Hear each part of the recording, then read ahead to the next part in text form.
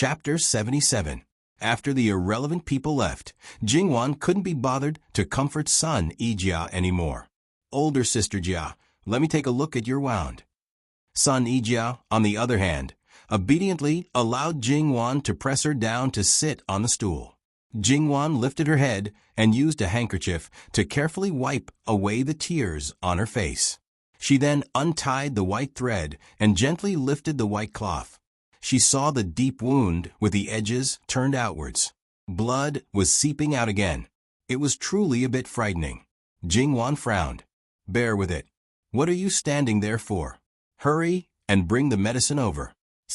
The wet nurse and servant girl finally recovered from their shock and hurriedly brought the medicine, white cloth, scissors, and other things to Jingwan. Jingwan's movements were gentle, steady, and quick. By the time she wrapped the wound with the white cloth again, the entire process didn't take long. All right, you must be careful. Don't be as agitated as you were just now. Otherwise, who knows when this wound will heal. She smoothed the slightly wrinkled white cloth again.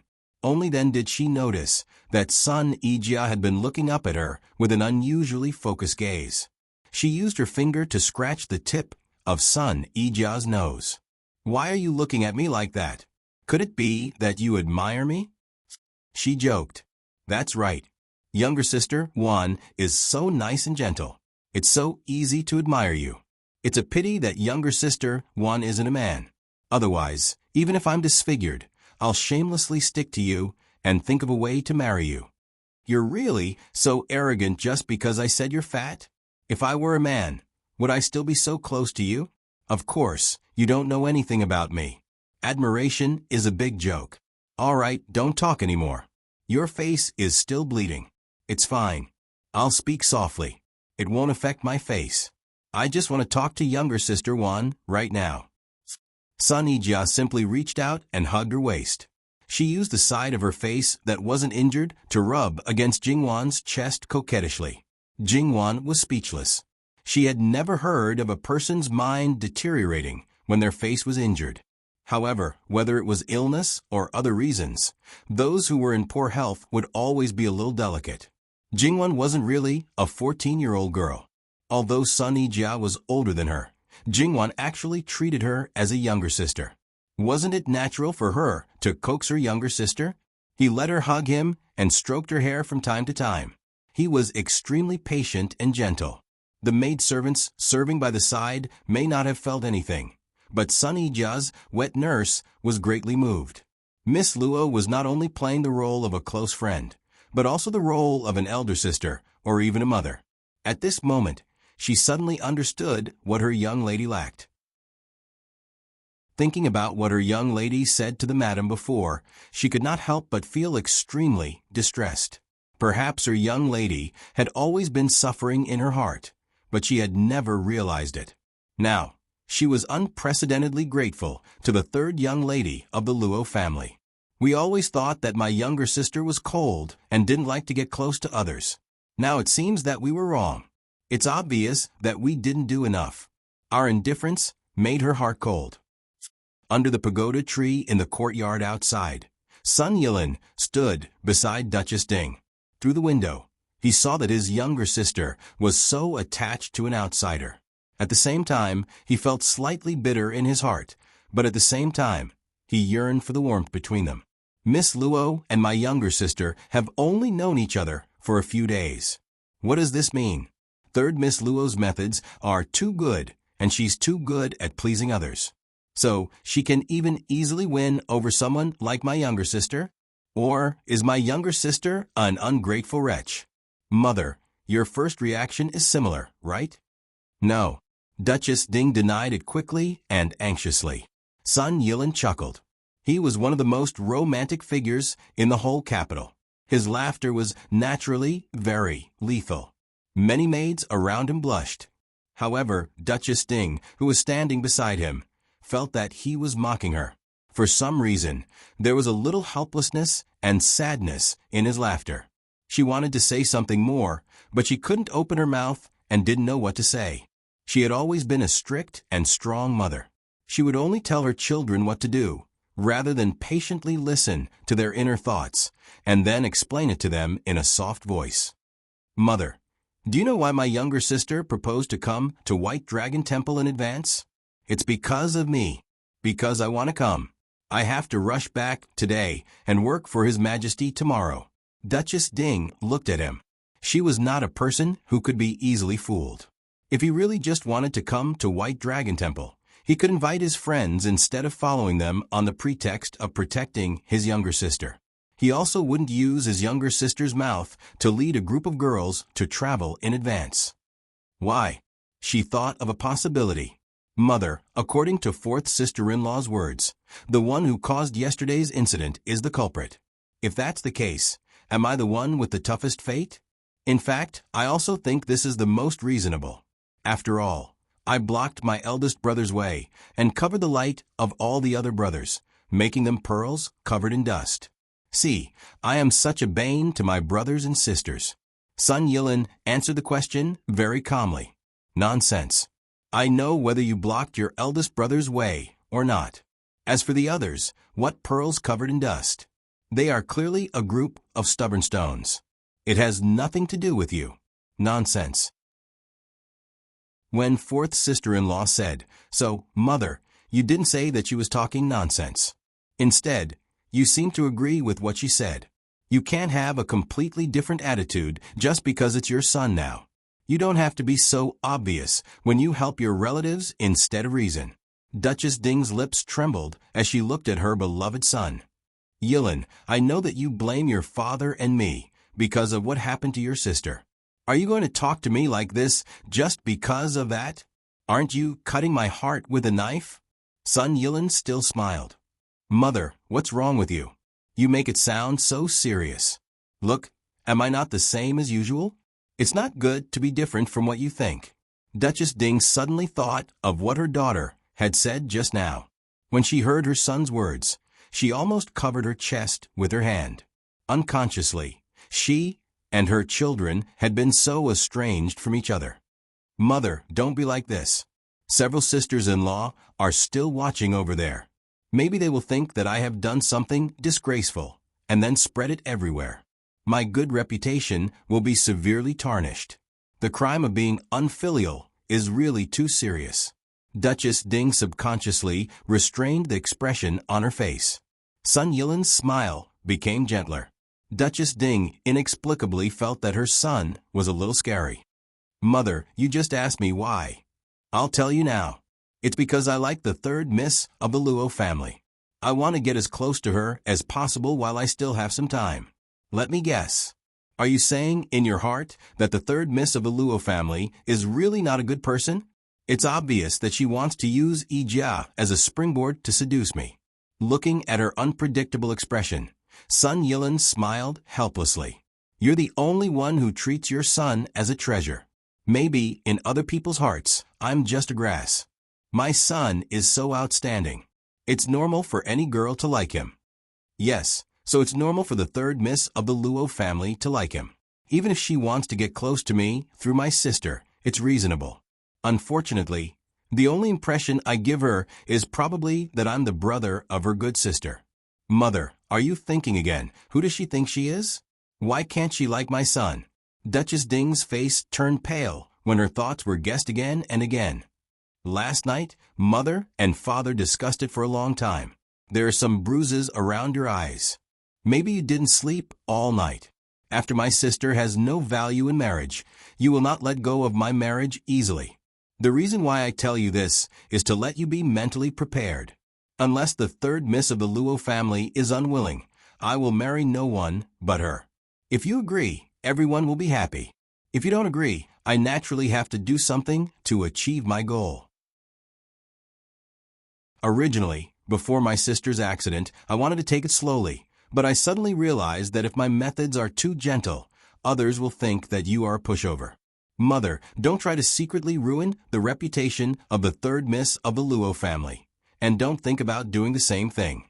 Using Cousin Ryu's hands, you will embarrass those girls who you don't like, but try to get close to me. You know, Cousin Ryu is now so hated among the noble ladies in the capital. Mother, You have to take at least half of the responsibility. Mother, I admit that your methods are good, but in my opinion, it's still a bit crude. In the past, I would intervene and stop you whenever I saw you. Most of the time, I pretended not to know, and just tried to avoid those girls as much as possible because you are my mother and Ruyu is my cousin, and they are just outsiders. But after all, they are innocent. It's just because they are in love for the first time, and they gave me gifts in a roundabout way to avoid private dealings. They didn't do anything immoral or intolerable. I hope that mother can be merciful in the future, and if the same method is used on third Miss Luo, I probably won't just stop her. You have to understand your son. After all, it's not easy for me to fall in love with her. Duchess Ding suddenly felt that she was like a clown in her son's eyes. At the same time, her son was not really obedient and docile. He just hid his sharp claws and teeth. Once he showed them, it might be as simple as seeing blood. I know that once I take a liking to her, it will probably be for the rest of my life. So, I don't care about her reputation, I don't care about her appearance, and I don't even care if she is a virgin. Even if I die, I will marry her memorial tablet. This was a real threat. Even if Duchess Ding really wanted to do something, she didn't dare to do it. If her son really wanted her, and she really married into Duke Ding's mansion in the future, the more unbearable she was, the more others would only laugh at Duke Ding's mansion and her son. What I'm going to do next may make my brother feel threatened. Mother, you might as well tell him and father directly that I'm not interested in Duke Ding's mansion. But if he really doesn't believe it and insists on making trouble for me, and father tries his best to suppress me, then don't blame me for being impolite and really competing with him. Over the years, I have endured enough. If one day we really kill each other, it will be because of them. Duchess Ding looked at him. Before they set off yesterday, he was still a familiar person. In the blink of an eye, he had become so unfamiliar. Her son had really grown up, and his wings were full. She could no longer hold him in the palm of her hand. She didn't know whether she should be happy or disappointed. Sun Yilin glanced at the people in the room again. Let my sister recuperate in White Dragon Temple. When she returns to Duke Ding's mansion, her wound will heal slowly. No one in the world will feel sorry for her, but there will always be one person who will. I'll go back first. With that, he bowed to Duchess Ding. Without waiting for her response, he turned around and left. He was straightforward and ruthless. Sun Yijia had enough of being in Jingwan's arms. She raised her head and happened to see Sun Yilin's back as he left, as well as her mother's side profile, which looked like she had lost her soul. I don't know what my fifth brother said, but mother seems to have been provoked quite a bit. You were not to be outdone before. Sun Yijia wanted to say something, but she saw that the maids in the room were still in a daze after being provoked just now. They had been serving her with all their might before and were also loyal. But now the situation was different. It was not a good choice to continue to follow her master, who had no future. If they still followed her wholeheartedly, then she would do her best to find a good home for them. If they had other thoughts, then they should leave as soon as possible and go their separate ways. All of you, go out. Madam was still outside. Wouldn't it be asking for trouble if they left Miss out at this time? It turns out that you are serving me on the surface, but in fact, you are just listening to my mother's words? Sun Yijia said softly enough for the maids to hear. They wanted to hurriedly deny it, but their master did not give them a chance to speak. Get out. She flipped the table. Seeing that Sun Yijia was angry, they were all frightened. The wet nurse was the calmest. To put it bluntly, she had raised Sun Yijia as her own daughter. When Sun Yijia suffered, she felt more distressed than anyone else. Even if her temperament had changed greatly now, she thought it was reasonable. Without saying anything, she took the lead to crouch down and leave. With someone taking the lead, the other maids felt as if they had been pardoned. It was still the same saying that it was terrible when a person who was not angry suddenly became angry. Sun Yijia used Jingwan to block the view of the people outside and blinked at Jingwan. Did I pretend well? Jingwan poked her forehead. You know it in your heart. Don't wait for me to expose you. It was normal for a person to become gloomy, irritable, or ruthless when they encountered a big change. Jingwan actually agreed with Sun Yijia's decision to cover herself with such a layer of protection. As the saying goes, the soft is afraid of the hard is afraid of the reckless is afraid of the unreasonable, and the unreasonable is afraid of the reckless. As long as Sun Yijia was willing to risk everything, how many people in Ding General Manor were willing to risk their lives? Probably none. In this way, she could be the king of Ding General Manor. Who would dare to humiliate her? However, this also needed a process. Sun Yijia was not a person who could act. When she confronted her mother, before, if she did not have real feelings as the foundation and burst out her inner thoughts, she could not achieve the effect if she just pretended. Her fourth sister-in-law was purely a bitch who was asking for a beating. Sun Yijia's eyes dimmed. Sister Wan, I'm very sad. I'm really sad. You knew this from the beginning. Now you just exposed it. After being sad, life will go on as usual. Sister Wan, you're so heartless. Sun Yijia's sadness was ruthlessly dispersed by Jingwan, so she looked at her with an accusing face. That's not it. There are more heartless things to come. So, if you don't want to be hurt by my ruthlessness, stay away from me as soon as possible. But I've been trapped in your gentleness and can't extricate myself. Even if you suddenly become ruthless, I've decided not to marry for the rest of my life and to rely on you for the rest of my life. What does your marriage have to do with relying on me for the rest of your life? However, Jingwan suddenly thought that Sun Yijia's idea could be realized. She could marry into Ding General Manor. Looking at Sun Yijia's expression, she seemed to, don't think too much. I'm serious. Sister Wan, you know what I mean, right? My fifth brother, Jingwan pressed a finger on her lips. Your mother is already here. I think people from the Luo family should also be here. I'll go back and take a look. What you need to do now is to obediently recover from your injuries. Eat and sleep as you should. When you return to the capital, you won't have a peaceful life. Sun Yijia saw that Jingwan was firm and knew that there was no point in continuing to persuade her. I'll walk you out. Okay. Jingwan didn't forget to roll up the paper she had written before and put it in her sleeve to take away. The two of them walked out arm in arm. The people who were whispering in the courtyard immediately shut their mouths and secretly looked over. It was obvious that they were talking bad about her just now. Sun Yijia carried her noble and cold demeanor. Compared to before, she was no longer cold when looking at people. Instead, she was gloomy. Mother, Sister Jia's temper is not good now. Not only did she hit people, but she also smashed things. If outsiders know about it, I don't know what they will say about our Ding General Manor. Sun Yijia's fourth sister-in-law still had red marks on her face. Obviously, the two slaps just now made her resentment and hatred almost to the sky. Enough. If it weren't for your mouth, would Yijia have hit you? You'd better behave yourself in the future, or I'll have someone slap you directly. Duchess Ding looked at her coldly. Her mouth not only implicated her daughter, but also her most outstanding son. Sure enough, she was too tolerant in daily life, so they dared to be so unscrupulous. She was just the daughter-in-law of a concubine's son.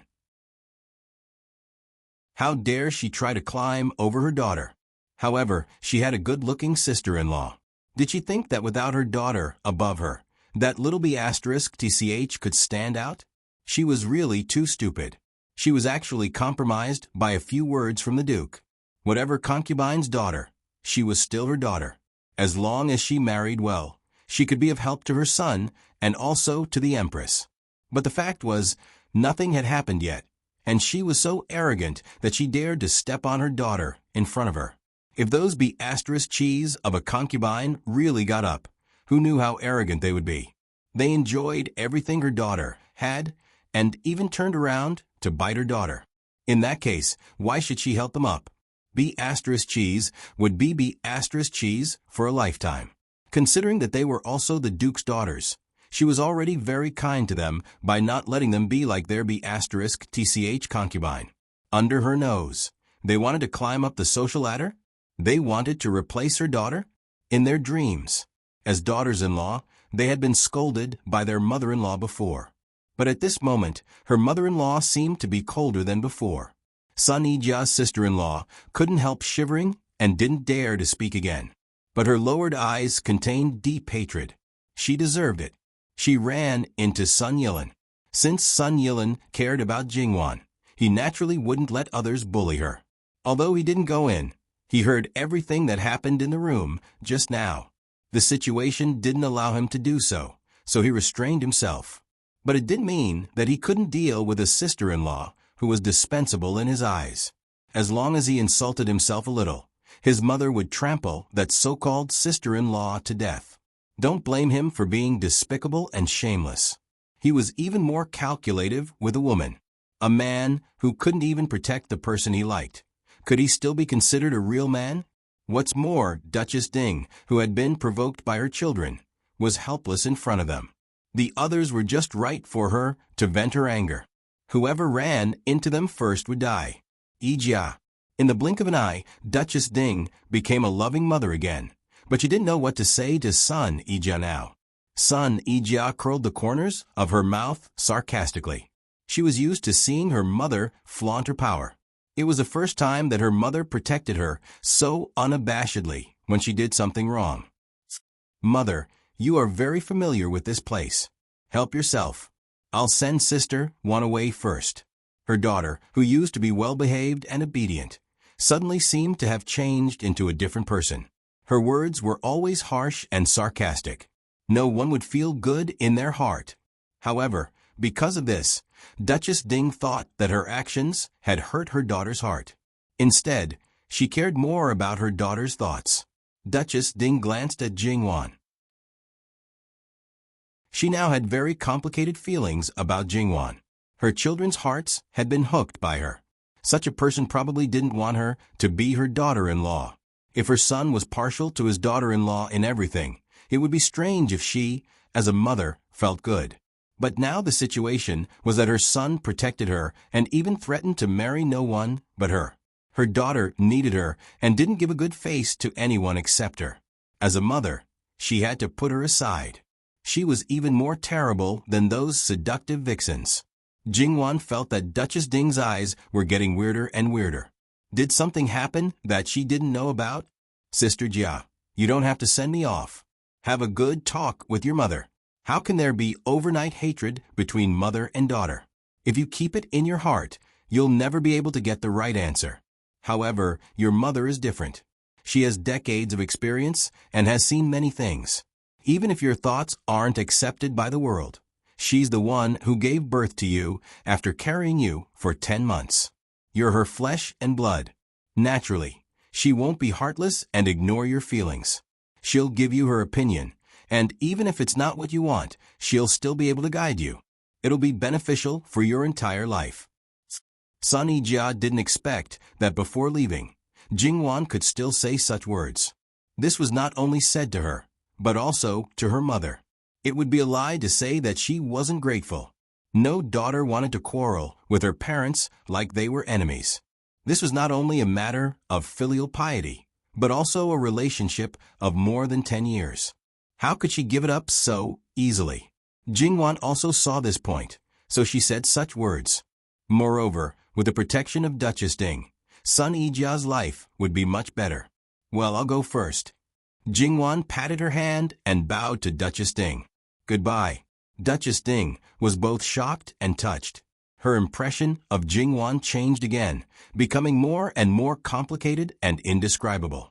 They didn't look away until Jingwan disappeared from their sight, and then looked at each other at the same time. Sun Yijia was still a little angry, and turned her face away awkwardly. Yijia, are you really going to treat me like this all the time? I know I'm wrong and I've wronged you, but fortunately, it hasn't happened yet. There's still a chance to change. Won't you even give me this chance? I promise you that those things won't happen. You're still the most honorable, legitimate daughter of Duke Ding's mansion. You're the apple of my eye.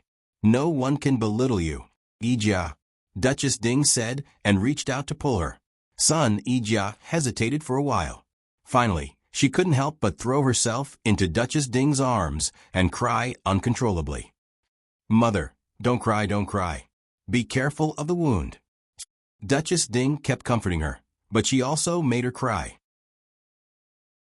The mother and daughter cried together, and the servants also shed tears, but some of them almost tore the handkerchief in their hands. The current situation was definitely not what they wanted to see. If they didn't trample on Sun Yijia, how could they seek benefits? However, in the face of Duchess Ding, they were helpless. As the culprit, Jingwan was naturally hated. The third miss of the Luo family is really extraordinary. At such a young age, her wisdom and insight are really shameful. The second sister-in-law of the Sun family, who had always been taciturn, said to her eldest sister-in-law, "The first time I saw her, I felt that this girl was far beyond her peers. Now it seems that I have underestimated her. Eldest sister-in-law, if she enters the gate of Duke Ding's mansion, she will be a big threat to you." Although they didn't hear what Sun Yilin's mother-in-law and uncle said before, they, who had been paying attention to them, caught Sun Yilin's occasional look. Same to you. Digression. https://www.bicken.com/11/11807/6652959. HTML. Click here to report an error. Registration is not required. We will deal with it as soon as possible. Please wait patiently after reporting and refresh the page. Please remember the domain name of this book, www.bicken.com. Bicken. Com mobile version, reading website, ambicken.com.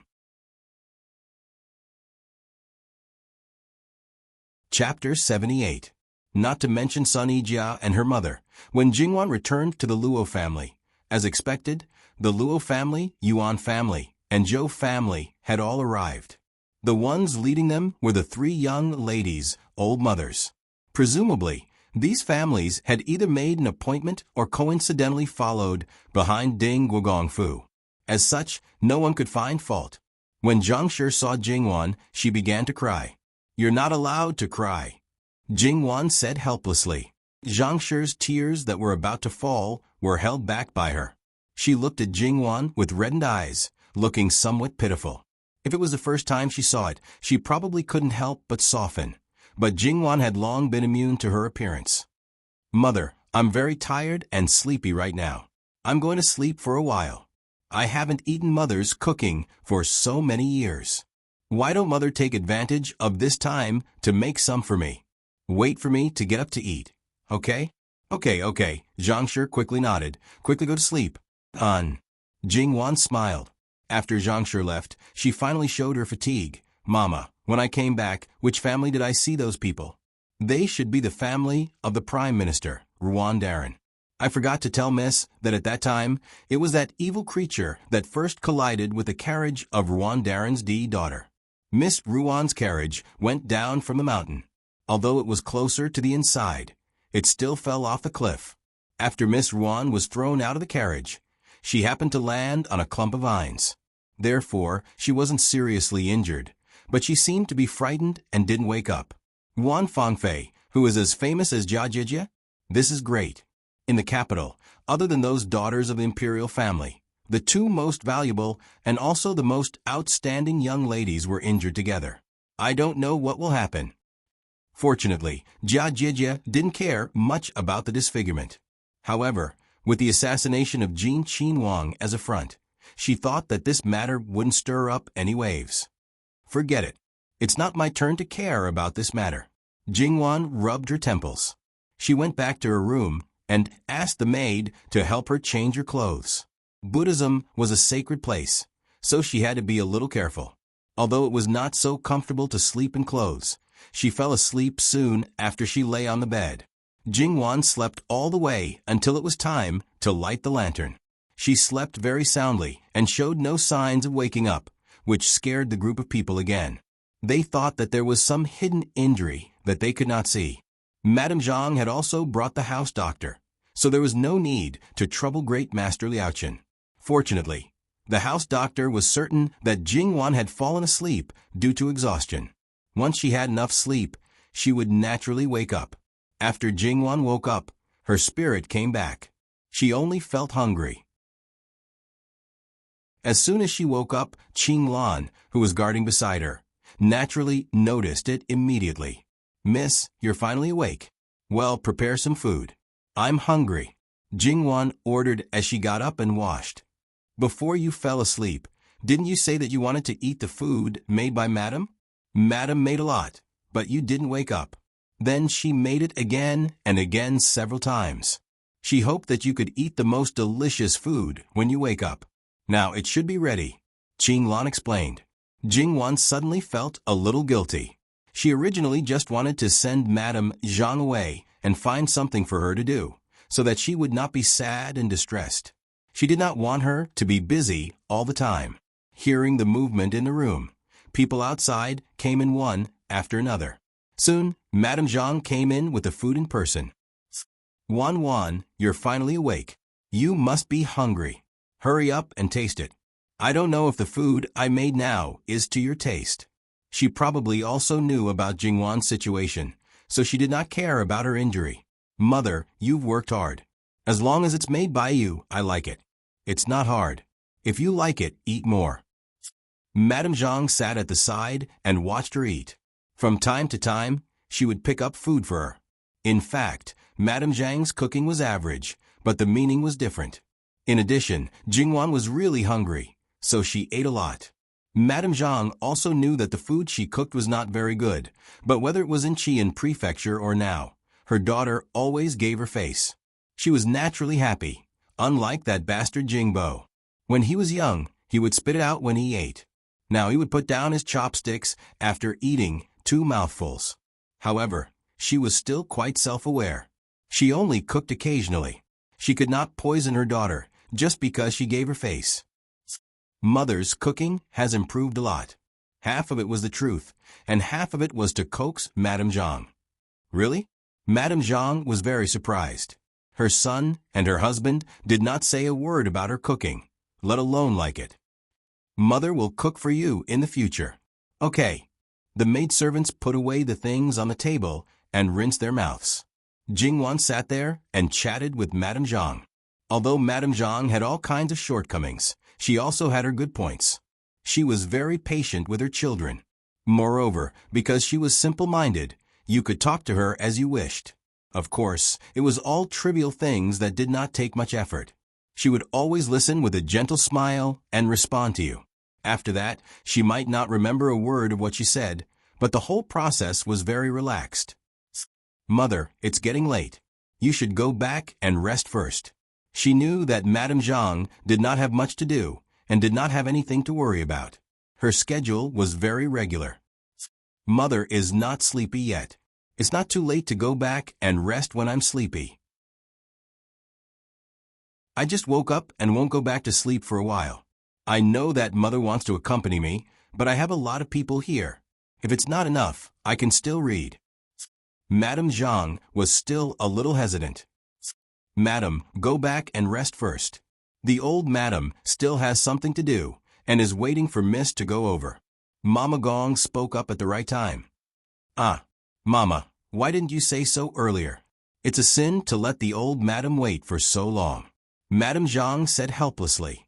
"It's okay. The old madam has slept a lot during the day and is in good spirits now. She knows that you are here, so it's not too late to let the two of you talk. Then Wan, hurry over. Don't let the old madam wait for too long. I'll go back first." "Okay." After the maidservants sent Madame Zhang out, Jingwan spoke again. "Mama, grandmother really has something to talk to me about?" "Yes, Mississippi. The old madam has been waiting for you." "Then go over now.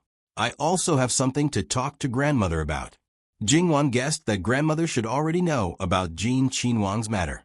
It must be known that the assassination of a prince or Qinhuang was not an ordinary matter, and would definitely be reported to the emperor. Then, 10 out of 10 people in the court would also know. It was normal for grandfather to let her mother bring a letter over. After all, Bailong Temple was the place where Jin Qinhuang was assassinated. Grandfather was not the kind of person who would absolutely not tell grandmother about the court matters. His purpose was also very simple. If grandmother knew, then ask about the specific matters. If she didn't know, then just let her know. After all, even if Bailong Temple was calm on the surface, she was afraid that the undercurrent was surging behind the scenes. It was just that the matter between her and Jin Qinhuang. She didn't know if he had found grandmother yet. When she saw the old Madame Luo, Jingwan saw that her expression was slightly heavy. Her guess was probably right. Grandmother, Wan is here. Come over quickly. You all can withdraw. She pulled Jingwan to her side and waved the servants to withdraw. Have you rested well? And where's grandmother? Grandmother is fine. Take a look at this. Old Madame Luo handed a letter that was pressed to the side to Jingwan. Jingwan did not hesitate and directly opened it. As expected, it was just Jin Qinhuang's whereabouts are still unknown. Whether he is alive or dead is unknown. Yes, at least before your mother and the others left the capital. The capital had not received the news. It shouldn't be. It was reasonable to say that Jin Qinhuang should have returned to Bailong Temple before her. Even if he was worried that there were still assassins lurking in the dark here, he should have at least informed the emperor about it. Or the emperor deliberately concealed his whereabouts and used this as a pretext to make a fuss, ruthlessly hammering or weakening the power of the person behind the scenes. This was not impossible. Although the rumors about Jin Qinhuang were mostly negative, it was well known that although he had no power, he was deeply favored by the emperor. How can Wan say that? Is there something wrong? It's like this. Jingwan concealed her intimacy with Jin Qinhuang and told the rest in full detail to old Madame Luo. From the beginning, she did not intend to hide this matter from old Madame Luo. If there was any movement on Jin Qinhuang's side, she could not hide it even if she wanted to. Even if Jin Qinhuang agreed to her idea and did not do anything, she did not want to hide it. After all, her knowledge in this world was limited. Perhaps there were some hidden rules that she did not know. Who knew if she would inadvertently violate some taboo, especially when the reason for her meeting with Jin Qinhuang was an assassination. If something happened in the future and she did not know the reason, then it would not be worth it. With old Madame Luo watching over things with her, it was different.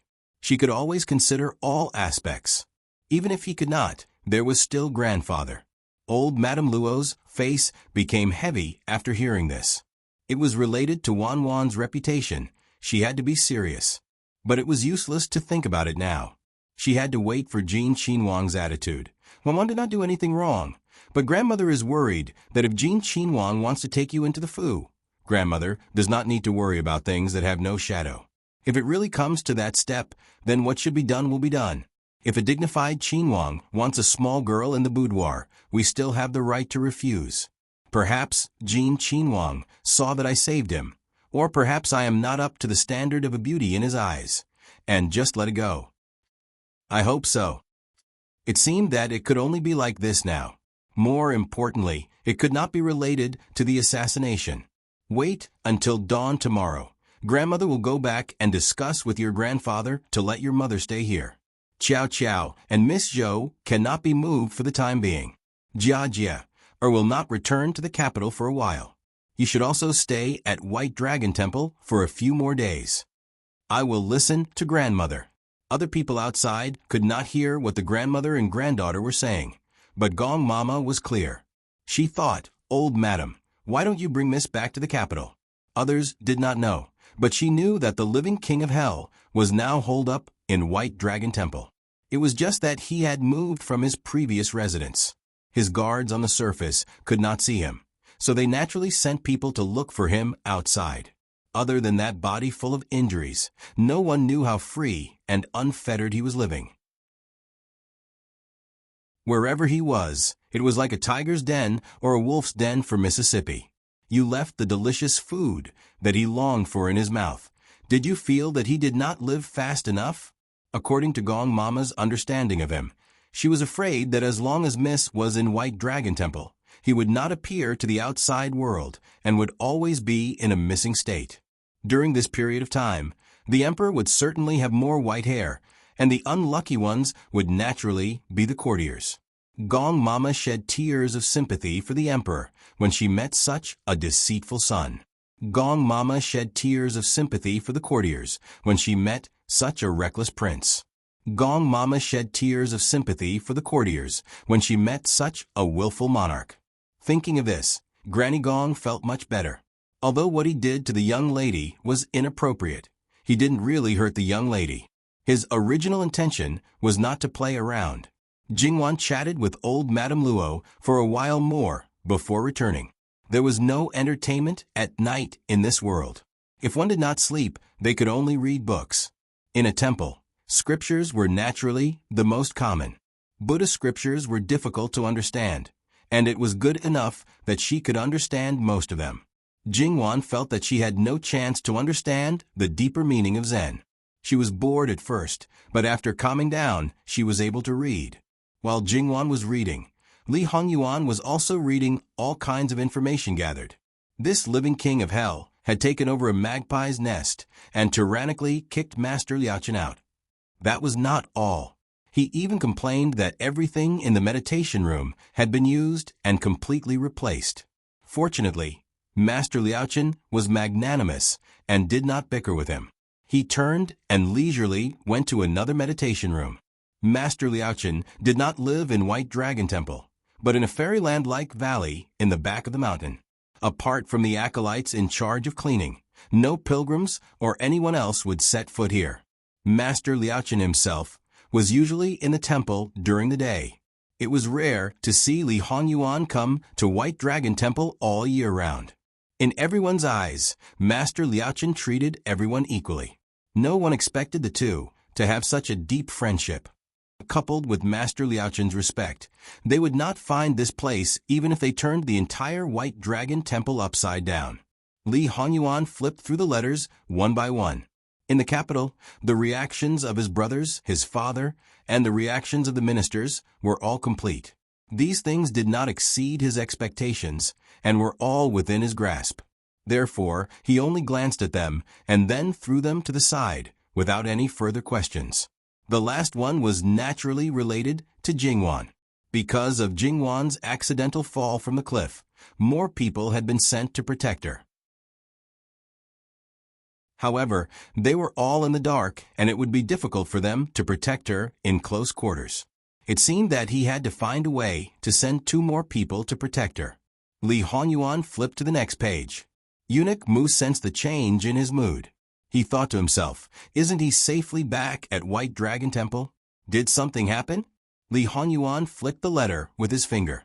In the future, this prince will not only have to guard against men, but also women. Eunuch Mu resisted the urge to wipe his sweat. He did not need to think too much to know what his master was thinking. To guard against men, he naturally had to guard against those around Miss Luo. As for women, there were many women who wanted to climb into his master's bed. Of course, he had to guard against them. However, wasn't this something he had been doing for a long time? Eunuch Mu thought carefully. No, there was no woman who wanted to climb into his master's bed that deserved his master's protection. Speaking of which, if there were men who liked men, there should also be women who liked women. Could it be Mu? And it's easy to guard against men around Wanwan, but how can we guard against women? Master, this servant is stupid. This servant really doesn't know such a difficult thing. Eunuch Mu only dared to think this way. Master, I'm afraid it won't work. Why? Miss Luo needs someone to serve her. Yes, he only thought of the women outside. What about the women around Wanwan? They served her closely. When she bathed and changed clothes, they had already seen Wanwan's naked body.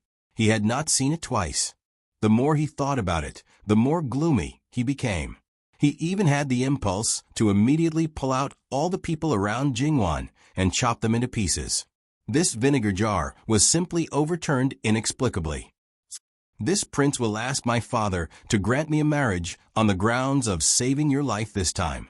What do you think? Good, good, good. There was no better idea than this. Master, you should drag Miss Luo back to your nest as soon as possible. No, you should marry her back to the prince's mansion. Then everyone will be happy. It will be a celebration. Master, please think twice. Eunuch Mu said insincerely. Li Hongyuan raised his head and glanced at him indifferently. Eunuch Mu was so shocked that he almost broke out in a cold sweat. Wan Wan's status is not enough. Under normal circumstances, she doesn't even have the qualifications to be at Sefei. Even if this matter is used to ask for a marriage, at most, she will only be at Sefei. Even if Jin Qinhuang Fu only has her as the rightful master in the future, Wan Wan will probably not be happy. Ben Wang will also not be happy. Li Hongyuan said as if talking to himself.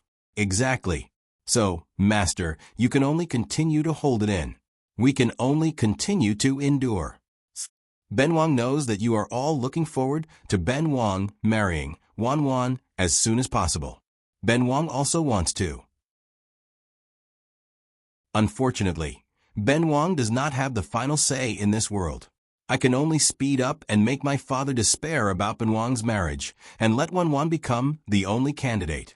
So, who would be the next unlucky person? Sun Yijia is also too idle. That's why she would stick to Wan all day. Master, the other girl is already disfigured. It's the time when she's heartbroken. Can you not use underhanded methods? Muan, do you have any objections to Ben Wang's decision? No, Master's decision cannot be more brilliant. They only had one objective. Master's decision was never wrong. Call old monk Liao Chen over. Ben Wang has something to ask him. From the way he addressed Great Master Liao Chen, it was clear that Wang Ye had a lot of objections to him.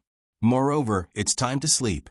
You slept all day, and now that you're awake, you're tormenting others. It wasn't far to begin with, so Great Master Liao Chen arrived rather quickly. Amit Ba. Wang Ye summoned me. What orders do you have? Li Hongyuan put one hand on his bent knee, and the other leg stretched out naturally. His sitting posture was casual and languid, as he slightly raised his chin to look at Great Master Liao Chen. Great Master can see through everything. How can you not know why Ben Wang is looking for you? Wang Ye overpraises me. This poor monk is only a mortal. How can I see through everything? Li Hongyuan curled his lips in a mocking smile. Great Master didn't see that Ben Wang was about to face this bloody disaster. Would your highness not have been injured if this poor monk had told you? This isn't a disaster for your highness. Your highness's face is filled with joy. Li Hongyuan had to admit that Great Master Liao Chen was right. The main reason was that he had vented his anger on Wan Wan when she fell off the cliff. Great Master should have met Wan Wan already. What do you think? Forgive this poor monk for speaking bluntly, but Miss Luo is pure and kind. It's a pity she's a match for your highness. That's not something a great master should say. However, the great master only said that this prince is sinful and cruel by nature. His heart, liver, and lungs are all black. It is precisely because of this that this prince should have a woman like Wan Wan by his side. This prince is only willing to be bound by her and be restrained by her. Wan Wan is a woman who is soft on the outside but strong on the inside. It is easy for her to attract the attention of men and attract the jealousy of other women. Without this prince's protection, even if she uses 1,000 methods, it will be difficult for her to avoid their schemes. You should say that we're a match made in heaven. Li Hongyuan didn't hold back at all when it came to flattering himself. Great Master Liao Chen nodded in agreement. Great Master, you still haven't answered this prince's question. Her original fate has been broken. Her new fate isn't clear. Overall, it seems smooth, but there may be some twists and turns. It's good that it's broken. If this prince can break it, then her future will be smooth and without twists and turns. From what your highness says, you should know Miss Luo's original fate. Great Master, even if you don't know everything, you should know. There's no need to say more. Li Hongyuan never thought that he would be able to hide his rebirth from Great Master Liao Chen. Amit Ba. Of course. Wan Wan has been plagued with misfortune recently. Great Master, please help her resolve it. This prince doesn't want anything else. Just give her the red sandalwood prayer beads in your hand. Your highness is as blunt as ever. Great Master Liao Chen seemed helpless. Heh, this prince thought you'd be used to it by now. If you're not, then it's better to get used to it. After all, who knows how many similar incidents will happen in the future? Then, as your highness wishes. I'll give the prayer beads to Miss Luo in 2 days. Li Hongyuan was a little surprised. He had only asked Master Liaochen for the prayer beads casually. He didn't have much hope. His goal was to make it easier for him to bargain. If he couldn't get the best thing he had for Wanwan, he would at least ask for something that was a little inferior. After all, it was rumored that the prayer beads were very important to Great Master Liaochen. It was said that his master had given them to him when he first shaved. They had been in his possession for at least 100 years. Great Master Liaochen was an old man over 100 years old.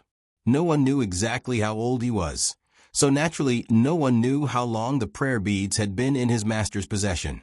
Many people, including his imperial grandfather and father, had wanted the prayer beads but couldn't get their hands on them. Was he really that important? Great Master, you were going to give them to Wanwan? Miss Luo has an affinity with them. Li Hongyuan felt that he wouldn't be able to understand Buddhist affinity even if he were given several lifetimes. Then why wait 2 days? The blessing of Buddhism. Li Hongyuan paused. There weren't many things that could make him show such an expression. It seems that Wanwan has gained the Great Master's favor. Miss Luo has an affinity with Buddhism.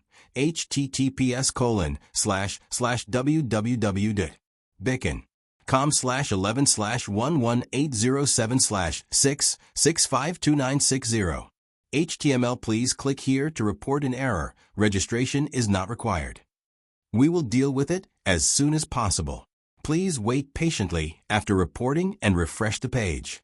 Please remember the domain name of this book, www.bicken.com, Bikuga mobile reading website, mbicken.com.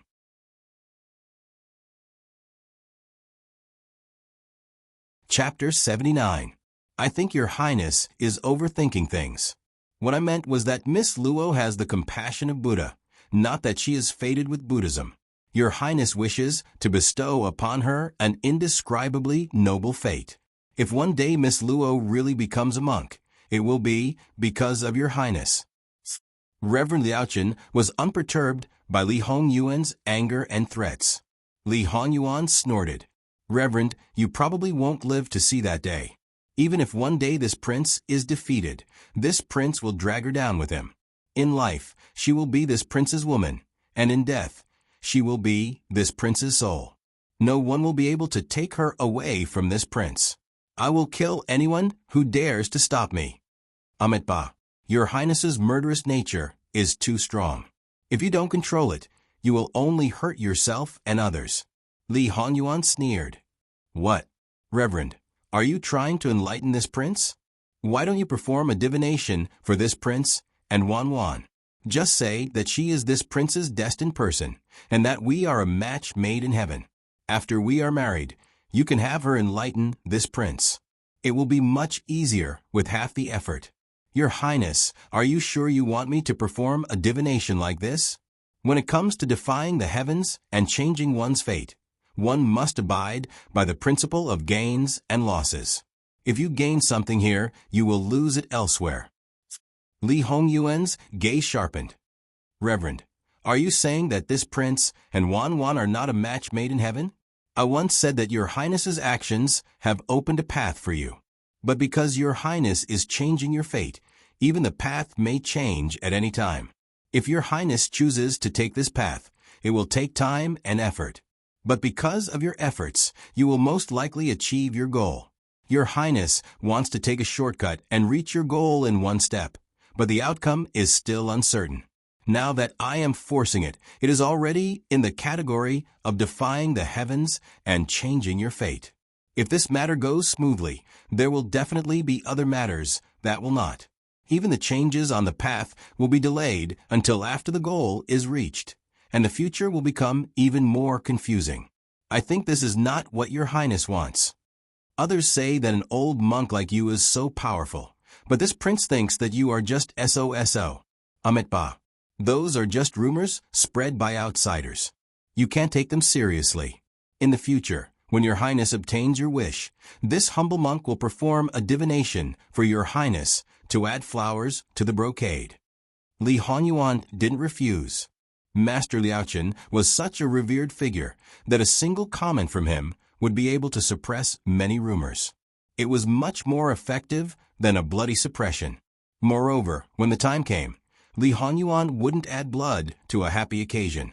Li Honyuan had achieved his goal and chased Master Liaochen away. He'd completely forgotten whose territory this was. Fortunately, no one had seen his tyrannical behavior, or he would have been drowned by a mouthful of spit from each of them. How dare they treat Master Liaochen like this?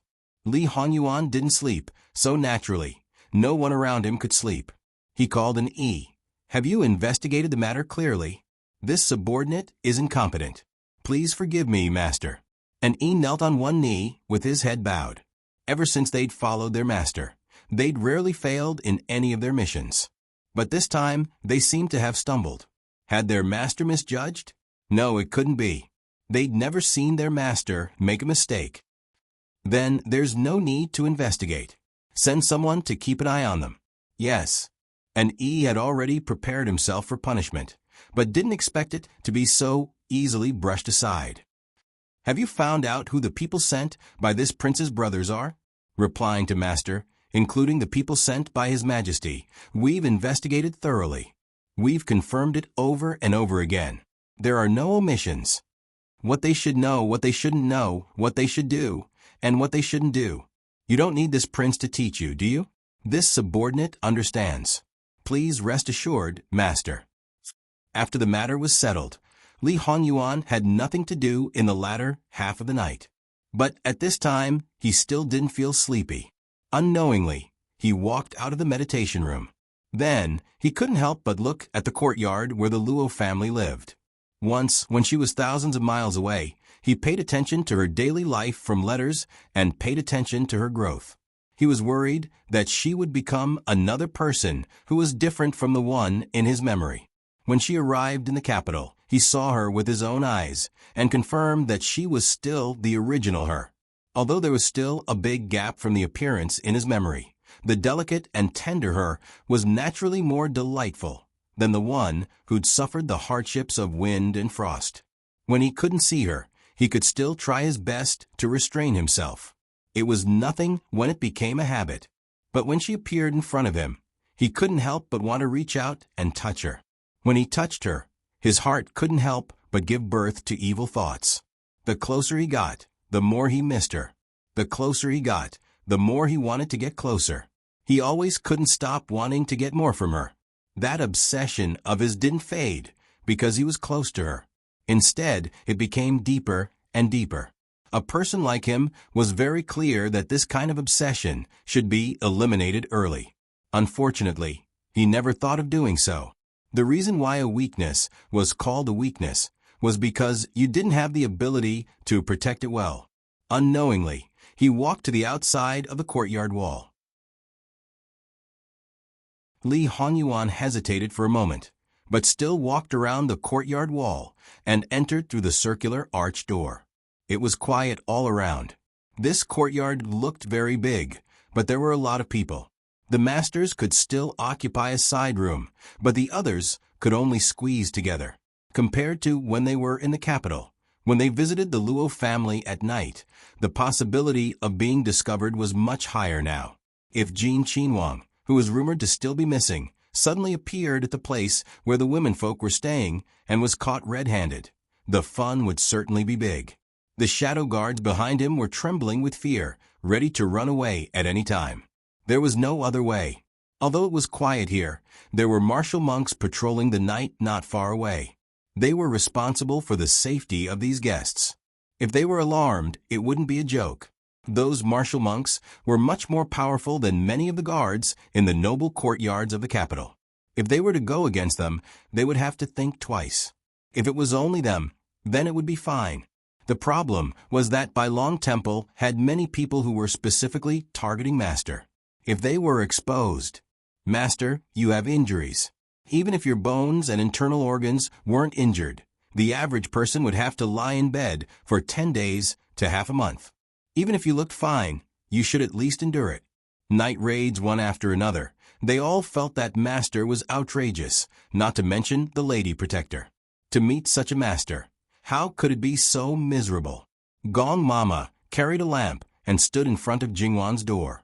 She coldly stared at the person who was getting closer and closer. Wang Ye came here in the middle of the night. Enough, this prince will just look at her. I won't do anything. Li Hongyuan impatiently waved his hand to interrupt her. If it weren't for the fact that she was wholeheartedly devoted to Wan Wan, he would have directly sent her to see her biological mother. After all, she was her first master, and she was also indebted to her for saving her life. However, when he thought of serving her in close quarters, he couldn't help but think of the previous problem.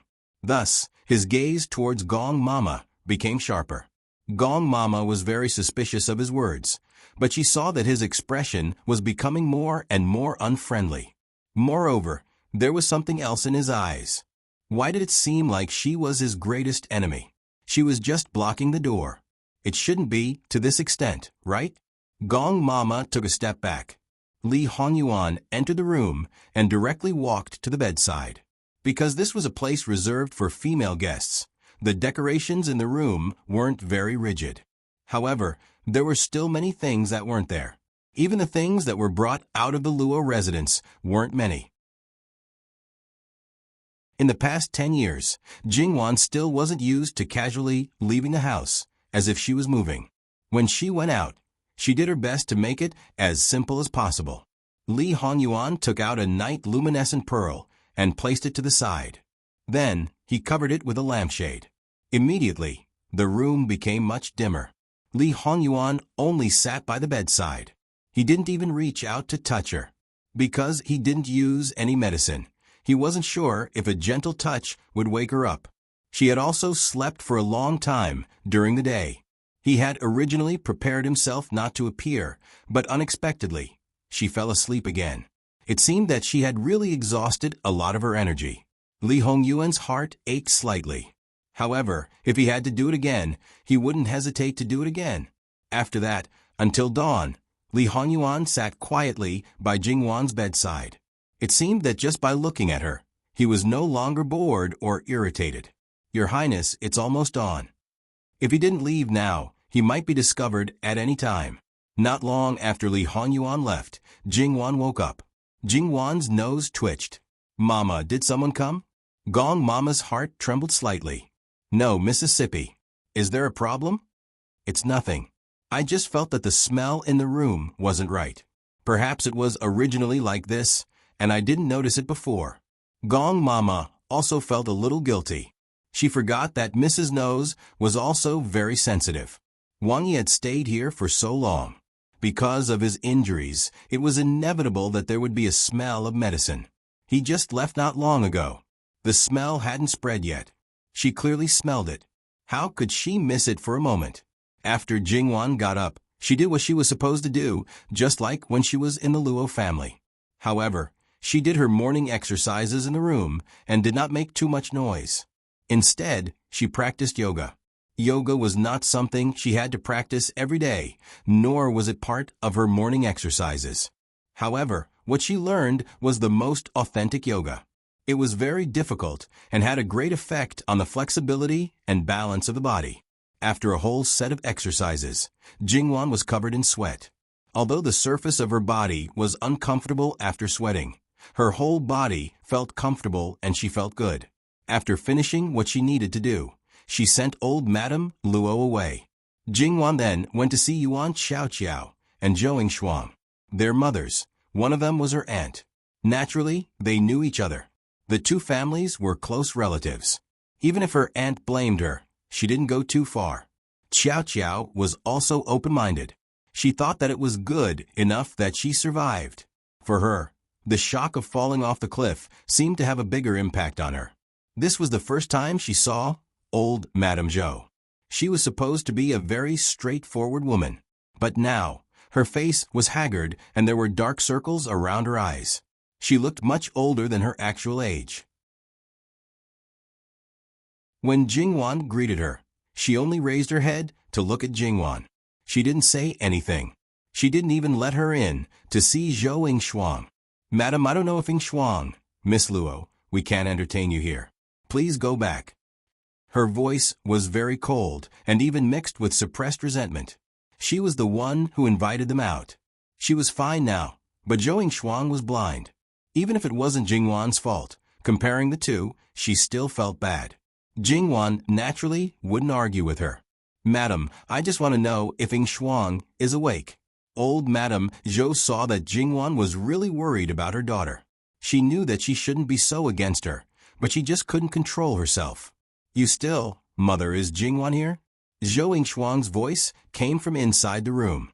At this time, Jingwan didn't care so much. She quickly went around old Madame Zhou and went into the room. Zhou Shuang was lying on the bed. Her body was slightly curled up.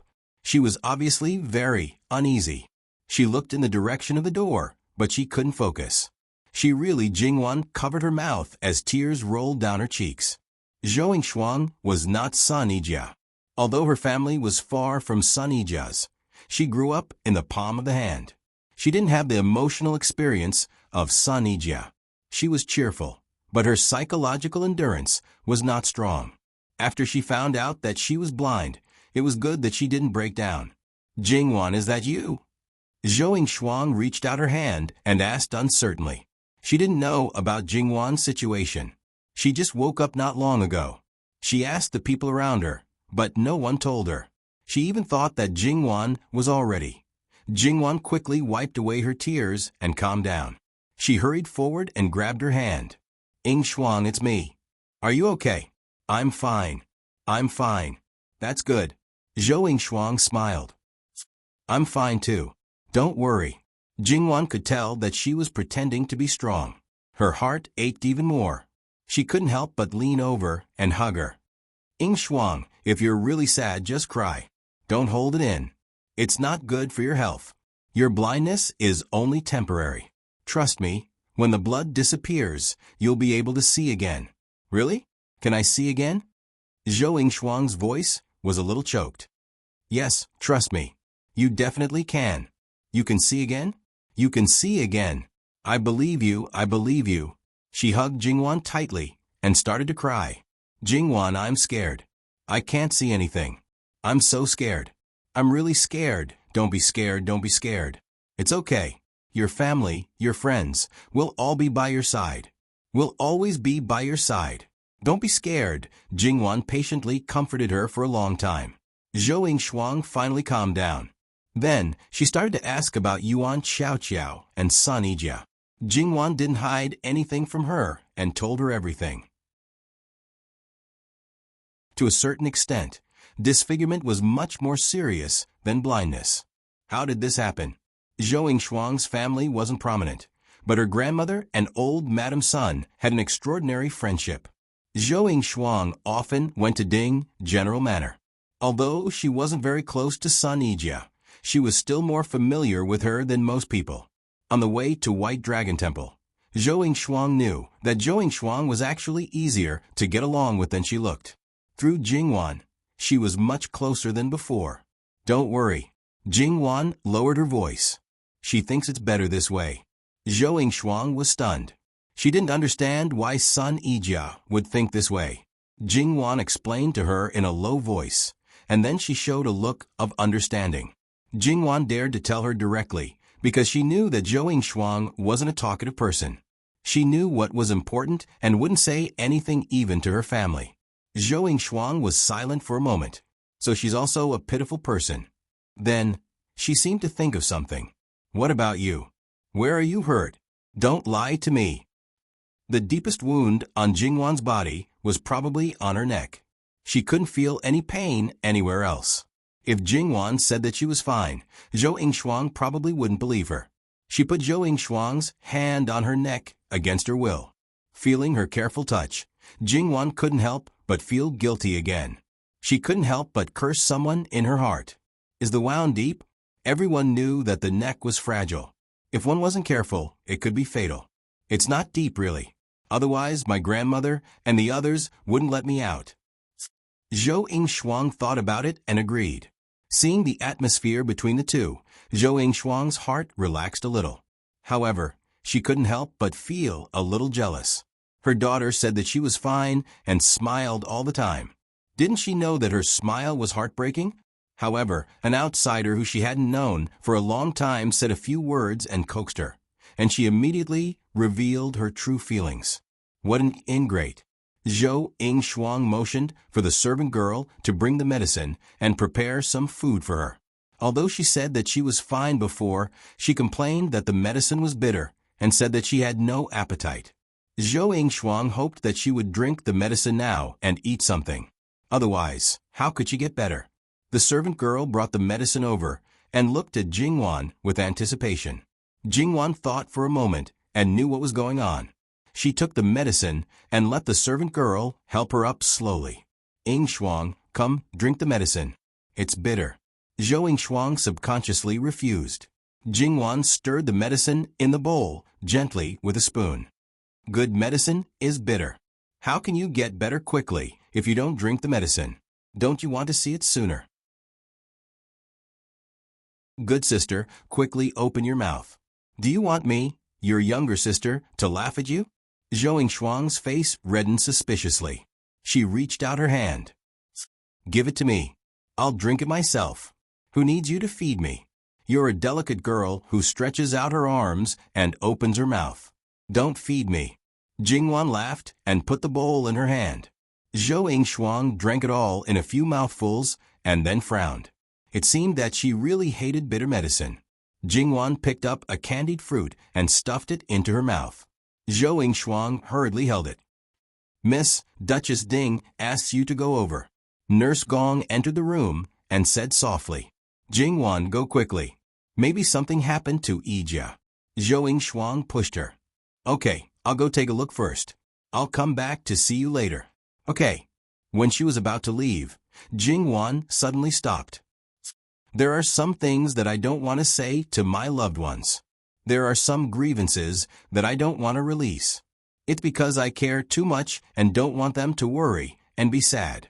Zhou Yingshuang was stunned and then understood what she meant. She was really a meticulous and considerate girl. I know. That girl. Zhou Yingshuang couldn't help tearing up. Jingwan nodded. Jingwan will take her leave first. Duchess Ding's mother, whom she relied heavily on, personally came to invite Jingwan.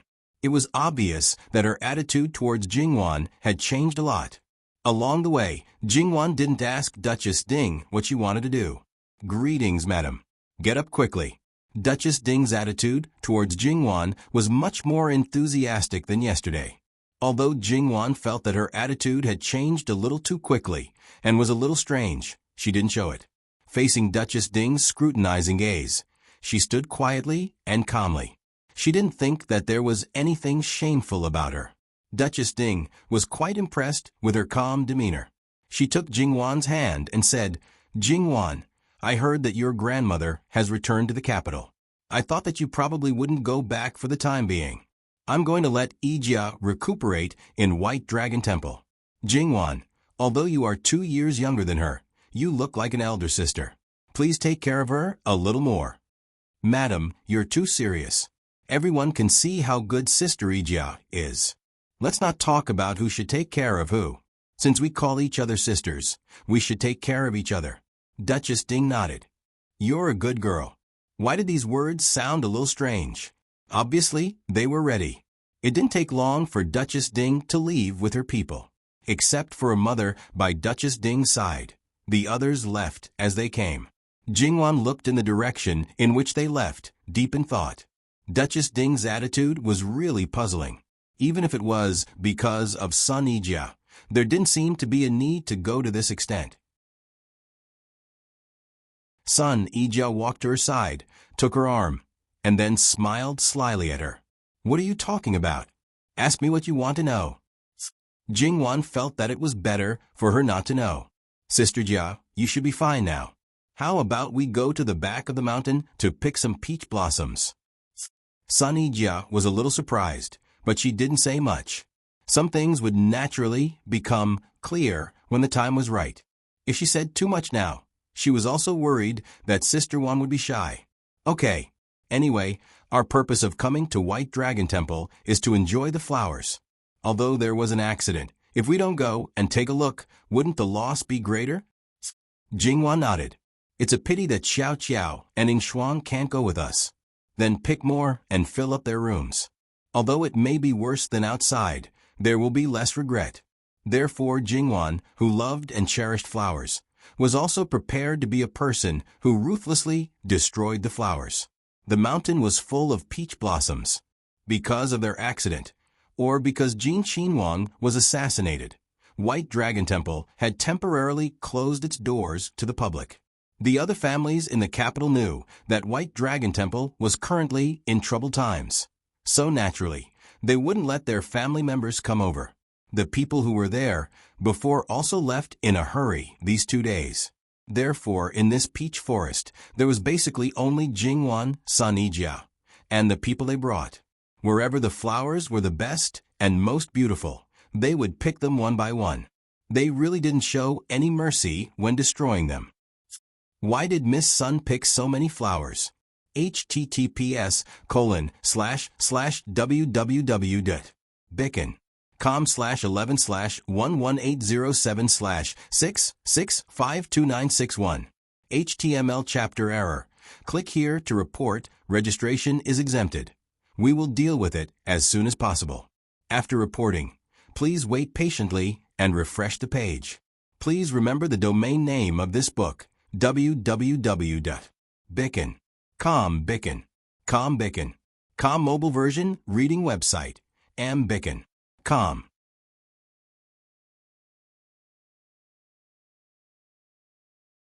Chapter 80. When Jingwan heard how Sun Yijia addressed the other party, she immediately realized who this person was. The first impression that Ruan Fangfei gave Jingwan was that she deserved to be a woman as famous as Sister Jia. She was like a clear water hibiscus, gentle and elegant. Ruan Fangfei was also holding a peach blossom in her hand. She walked over unhurriedly with a tranquil smile on her face. Under the tender and beautiful peach blossoms, she didn't lose her luster. Instead, it made her stand out from the crowd. The moment one noticed her, it was difficult to see any other beauty. It was really a case of comparing one's beauty to another's. If Sun Yijia wasn't wearing a white cloth on her face and dressed casually, she might be able to share the limelight with her. However, from now on, no one would compare the two of them. No matter how outstanding Sun Yijia was, the first thing people would think of when they thought of her was her disfigured face. One turned from a treasure to a pile of rubble, while the other was still a treasure. When they mentioned the two of them again, they would probably use the word used to. Normal people might sigh at Sun Yijia's experience, but they would mostly ridicule and gloat, because the two of them were the best among the noble ladies. It was said that the same sex repelled each other. In addition, the two of them had different standpoints behind them. They might not have the heart to compare, but they still couldn't help but care a little when they heard more about them. They rarely saw each other. Now that they met under such circumstances, should it be said that it was fate or heaven's will? Ruan Fangfei was very calm. There was nothing strange on her face at all. It seemed that she was still facing the intact Sun Yijia. This kind of person either had a really good mentality or was very good at pretending. Even Jingwan couldn't tell which kind she belonged to in a short time. When she was born, her brothers and sisters had already grown up. Naturally, they didn't compete with her. Her peers were all nephews and nephews. As an elder, she naturally had to give way to others. Above her, she was still pampered by her parents. Ruan Ruizhong saw it more clearly than Duke Dinghua. He didn't treat his daughter as a tool to exchange for benefits. She was the real Jiao Jiao who grew up safely and without worries. Then, could she be considered a person with a good mentality? However, Jingwan still felt that there was a trace of inconsistency. In this kind of environment where she was pampered, it was already good that she didn't become unruly and willful. In a situation where no one forced her, how could she still be so outstanding? After all, there were so many things to learn. To be considered outstanding, one naturally had to not only know how to do it, but also master it. It was impossible to do it without putting in some effort. How could a child have that kind of self-awareness? Would he have that kind of patience? How could he have that kind of willpower? Or could it be that she was really a genius who could learn many things at once and master them after learning them a little more? One had to know that Sun Ijia was such an outstanding noble lady. She had been raised under high-pressure policies. Or perhaps there was another possibility. She actually had the same fate as him. Then, was it a transmigration or a rebirth? Jingwan carefully sized up Ruan Fangfei, trying to find something from her to prove her guess. However, in such a short period of time, there naturally wouldn't be any results. Sun Yijia and Ruan Fangfei greeted each other. Then, Ruan Fangfei's gaze fell on Jingwan. I wonder which family this young lady is from. I have never seen such a beautiful younger sister before. You must have just come to the capital? Her smile was faint, but it made people feel very comfortable. This is the granddaughter of Luo Shangshu. She is the third child. Her name is Jingwan. She just came to the capital with old Madame Luo a few days ago. Sun Yijia introduced. Jingwan timely squatted down. Hello, Miss Ruan. Ruan Fangfei hurriedly returned the greeting. Who doesn't know that our Miss Sun's taste is the most picky? To be able to catch Miss Sun's eye in such a short period of time, I presume that the third Miss Luo is extremely outstanding in all aspects. Her eyes were clear and flawless, as she teased with a smile. It was difficult to feel disgusted. Miss Ruan is too kind. I met Sister Jia probably because of fate. Compared to you and Sister Jia's unparalleled talents, I am just ignorant and vulgar. Enough, little Sister Wan. It's boring to be too modest. Sun Yijia pulled Jingwan's hand. It is said that everyone has their own strengths. Little Sister Wan's expertise is not in this area. Ruan Fangfei looked at Sun Yijia's actions, and her eyes flashed slightly. Why did she feel that Sun Yijia seemed to be deliberately putting on a show for her to see? It was as if she was announcing that this was her person and that she should not have any ideas. This childlike behavior could only mean that she cared. She couldn't help but look at Jingwan again. How should she put it? She felt that this was a very unique woman. She didn't have the kind of beautiful face that would attract people's attention at first sight. However, once you noticed it, it was difficult to ignore it. No matter how beautiful others were, it was difficult to make her disappear in the crowd. Also, the leisurely aura that came from her bones was very attractive. Ruan Fangfei covered her mouth and laughed. Miss Sun, are you worried that I will snatch you away? Yes, it's mainly because little Sister Wan is too attractive. I'm worried that if I don't keep an eye on her, she will forget about me. Sun Yijia said very frankly. What nonsense are you talking about? Jingwan gently pinched her. Sun Yijia immediately put on a wronged expression and pretended to be in pain as she rubbed the place where she was pinched. I'm talking nonsense? I have evidence. Jingwan didn't know whether to laugh or cry at her. Okay, don't be agitated. Be careful of the wound. It hurts. Sun Yijia stretched her hand to her lips like a child and wanted to blow on it. And the sound she made at the end of it was simply enough to give people goosebumps. Jingwan was extremely speechless. Was she addicted to playing with her, seeing her stubbornly stretching out her hand, as if she wouldn't give up if she didn't satisfy her request? Jingwan unhappily blew on her hand twice. This scene made Ruan Fangfei quite surprised. She didn't have much contact with Sun Yijia, but she was very clear about her temperament. Was she actually like another person in private? It shouldn't be possible. If that was really the case, there wouldn't be no news at all. Then, was it just because of the Luo family's third young lady? It was very interesting. Looking at the Luo family's third young lady, who was obviously younger, but had a doting attitude, this scene was really heartwarming. It was really dazzling to the eyes. She really wanted to destroy it. There are so many flowers, what are they for? Ruan Fangfei once again brought up the initial question. Originally, the four of us came to admire the flowers, but now that it's not convenient for them to come out, we are preparing to fold some back to make vases. Jingwan explained, her tone a little lighter. Ruan Fangfei's smile froze. Sorry, I don't know. If you want to talk about this, I am also responsible. If the cart driver can control it, Perhaps this matter naturally has nothing to do with Miss Ruan. Miss Ruan has also been frightened, so there's no need to take it to heart. Miss Luo is magnanimous. I'm just stating facts. Jingwan smiled faintly. It was just that Ruan Fangfei's injury wasn't serious, and now she really looked like nothing had happened. However, she had been unconscious for a long time and didn't wake up until the people from the capital came yesterday. But after waking up, she was in good spirits and shouldn't have been frightened. She had underestimated the endurance of these girls. Miss, let's go back. You've been out for a long time, and the old madam should be worried. The servant girl beside Ruan Fangfei said. Jingwan was still thinking why it wasn't Ruan Fangfei's mother who came, but then she reacted. This old madam was Ruan Fangfei's mother. She was young, but her seniority was high. Jingwan sometimes felt helpless and sad about the matter of old cows eating young grass in this world. These girls didn't marry at 17 or 18 and were considered old ladies. Without any status, they were arranged to be the second wives of those who could be their fathers or even their grandfathers. As for the men, they were already in their 50s or 60s, and no one would say anything about them eating those 13 or 14-year-old girls. Men were still like flowers at the age of 40, and women at the age of 40 could be classified as old people. This was how unfair it was. Ruan Fangfei came and left just like that.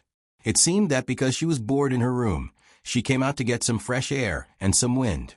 Then, she plucked a peach blossom on the way. The two continued to pluck flowers. Little Sister Wan, do you think Miss Ruan's appearance here is a coincidence or something else? Jingwan tilted her head to look at her. Sun Yijia was plucking flowers. She plucked one and reached for the next one. She was quiet, but there seemed to be something else in this silence. No matter what it is, it probably has nothing to do with us. Sun Yijia finally turned to look at Jingwan. Little Sister Wan, what do you think of Miss Sun? It's just the first time I met her. It was only a short time and a few words. I didn't feel anything. Little Sister Wan, do you know? When I was young, my mother always told me that Miss Ruan, who was 2 months younger than me, never needed my parents to worry about her. As for you, you only thought about playing all day long. If Miss Ruan learned something, but I didn't and couldn't learn it well, my mother would ask the female teacher to hit my hand. It hurt so much. At that time, I hated Miss Ruan very much.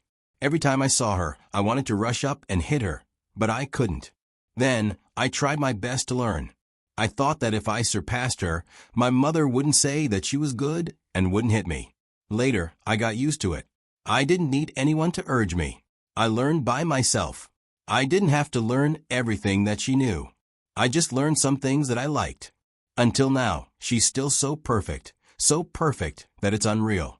Jingwan guessed that Sun Yijia grew up under pressure. However, she didn't expect that there would be a child from another family in her life, and this person's influence on her was so great. However, Jingwan noticed Sun Yijia's last sentence, so perfect that it's unreal. This kind of person often hid a side that others didn't know. This kind of person always had 7 emotions and 6 desires. When they were affected by negative emotions, they always needed a way to vent. She had never shown her emotions in the places that others could see. Then, what about the places that others couldn't see? If it was just a normal way to vent, such as crying, it would be fine. However, there was another kind of person who was called a pervert. Of course, Jingwan wouldn't speculate about others with malice. Maybe Ruan Fangfei was just a little picky and pursued perfection. Maybe she really had a life like her, so her emotions wouldn't be easily affected. As for whether she was a pervert or not, Jingwan didn't think of deliberately finding out. It had nothing to do with her, right? However, if it wasn't a coincidence, and Ruan Fangfei really wasn't as perfect as she looked, her purpose of coming here might be to see with her own eyes whether Sun Yijia, who was as famous as her, was really disfigured. She used to have 2 first places. Now she was unique. It should be something to be happy about, right? Sister Jia, do you care a lot? How could I care? Therefore, Ruan Fangfei's appearance was thrown to the back of their minds. Each of them held 2 peach blossoms in their hands. The big baskets in the hands of the maidservants were also full. However, they didn't go back directly. They went to many other places to look. Although White Dragon Temple was famous for its peach blossoms, it didn't mean that there were no other flowers. They more or less picked some. Jingwan even asked the maidservants to pick a lot of wild flowers and bring them back. Because Yuan Xiaoqiao and Zhou Yingshuang lived in the same courtyard, they simply moved the 2 of them to the courtyard. It was inconvenient for them to move, so they just looked and smelled at the side. Regarding Jingwan's flower arrangement, the people around her had long been accustomed to it, although they still felt that it was amazing every time they saw it. It was the first time for the others to see it. Although the peach blossoms were beautiful, there were a lot of them placed together, and there were other miscellaneous things. However, under Jingwan's hands, they were trimmed and trimmed. No matter if it was a basket or a vase, she could quickly arrange them into various shapes. Coupled with some other embellishments, it was clearly the same thing, but it felt different when looking at it. It was simply too beautiful. Sun Yijia and Yuan Xiaoqiao stared at Jingwan and couldn't help but praise. So amazing. Jingwan smiled and didn't say anything. Seeing Zhou Yingshuang's anxious and lonely expression, she moved the finished flower arrangement to a place where she could touch it. Yingshuang, smell it. Not far away, the 2 madams also couldn't help but nod. Madame Zhou said to Jingwan's aunt Luo Ronghui, "Your family's daughter's skills are also superb. She has always lived with my mother in Qi and Prefecture. Today is also the first time I've seen her." After a moment of silence, Luo Ronghui continued, "My mother doted on her the most. My mother is a person who clearly distinguishes between love and hate. If she likes someone, she likes them. If she doesn't like them, she doesn't like them. She doesn't care about sand in her eyes. It is very difficult for ordinary people to enter her eyes, but she has always placed Third Lass at the top of her heart and doted on her. Third Lass, in fact, is really a good child." Madame Zhou actually understood Luo Ronghui's meaning. Seeing that Jingwan was always concerned about her daughter, she said, "I know this matter can't be blamed on her, but it is hard for me to accept it at the moment. More importantly, our family's Yingshuang is currently discussing marriage with the son of the Imperial College's chancellor. They were even about to exchange marriage invitations, but she suddenly lost her sight. This matter is very likely to fail. Tell me, how can I not feel sad?" As she spoke, she couldn't help but cry. Don't cry. They are happy right now. If they hear this, it will be very disappointing. Speaking of which, Lord Chancellor is a kind person. It is not impossible for your family's Yingshuang to regain her sight. Perhaps there won't be any problems with the marriage. Luo Ronghui consoled. Madame Zhou wiped away her tears. I hope so. Little Sister Wan, please teach us. Sun Yijia looked at her expectantly. Okay. Actually, it is not difficult. Jingwan conveniently sat beside Zhou Yingshuang and asked the servant girls to bring scissors and other things. Then, as she spoke, she taught Zhou Yingshuang how to cut her hand. From time to time, she whispered a few words to her. Zhou Yingshuang smiled very happily. She touched her hand when she couldn't see. Even if she was accidentally pricked, she didn't care. When Sun Yijia and Yuan Xiaoqiao saw this, they looked at each other and smiled at the same time. Although they were in a bad situation when they first arrived at White Dragon Temple, it was also a good thing that they could still gather together happily. Actually, things like flower arrangement were more or less common for unmarried women. The basic things were not difficult. The key was that Jingwan taught them some small skills, which were very useful. She is the youngest, but the most considerate one who knows how to take care of others. If I were your mother, I would definitely like such a considerate girl. Madame Zhou replied. Luo Ronghui smiled. Our family's Xiaoqiao has been sick and listless before. Otherwise, she would complain that her leg hurts. But now, she is so happy that she has forgotten all about it. Yes, this situation is already much better than expected. Their mood is better now, so I think they will recover faster. Young miss, the things you asked for are here. Nurse Gong led a group of people to carry a large and heavy wooden box. "What is this?" Yuan Xiaoqiao asked curiously. Jingwan did not keep them in suspense. She opened the wooden box and found that it was filled with square blocks of mud.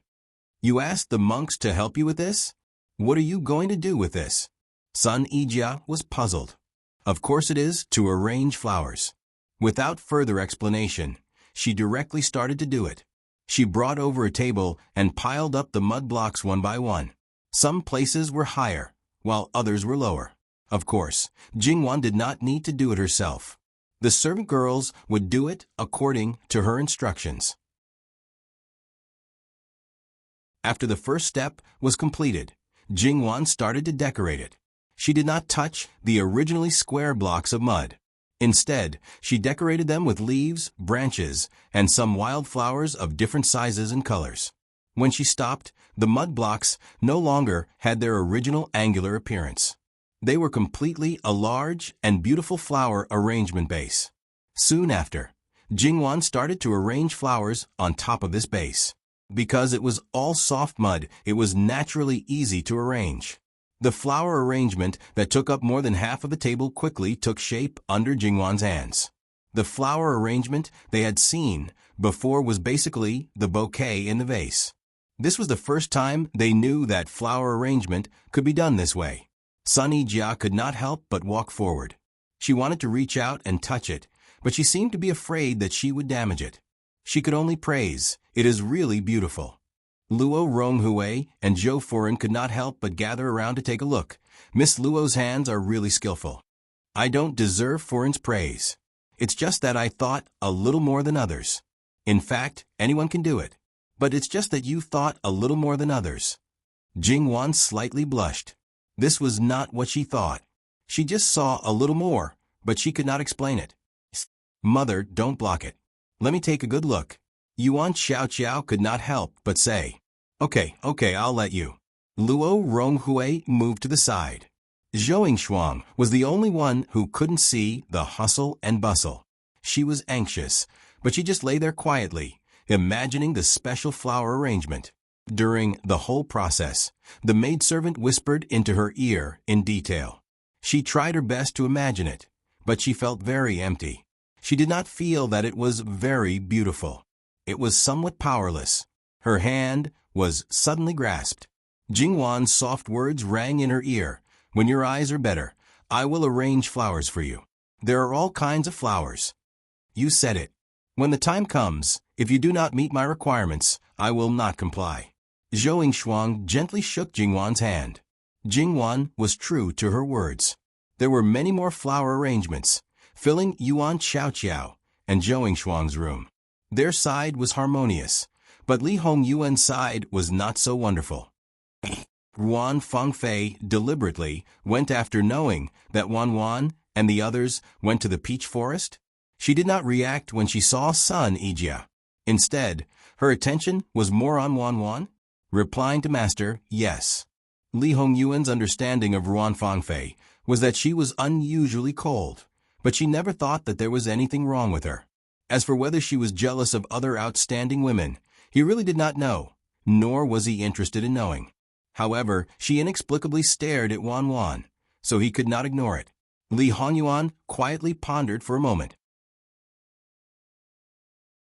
After a while he said, "Prepare the people. When Wan returns to the capital, immediately send them to her." In addition, Ruan Fangfei's side cannot be relaxed. The capital is always paying attention to how Imperial Father will deal with this matter.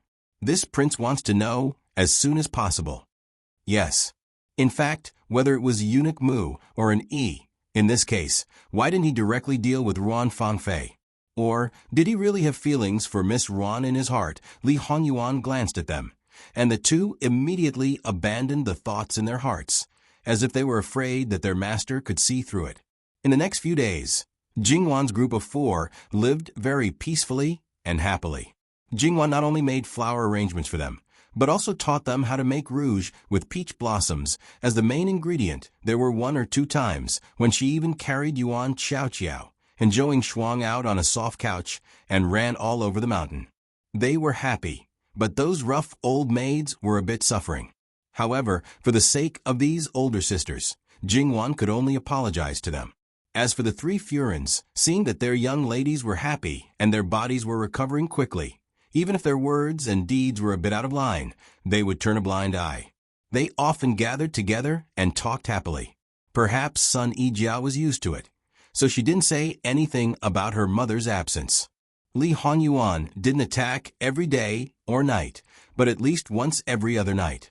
Fortunately, except for one night when he gave Jingwan some calming medicine and hugged her to sleep, the rest of the time he just looked at her and left after sitting for an hour. This kind of life lasted for 7 or 8 days, and Li Honyuan waited for news from the capital. Bestowed marriage? Imperial father bestowed Sun Yijia to this prince?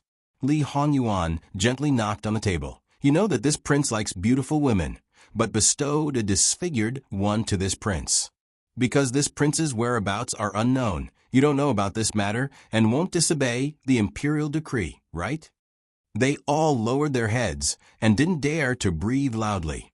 Speaking of which, how many times had their master been bestowed marriage? Go and arrange for Ruan Fangfei to be bestowed to this prince as a side consort. The time can be delayed.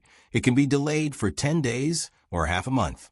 https://www.bicken.com/11/11807/6652962.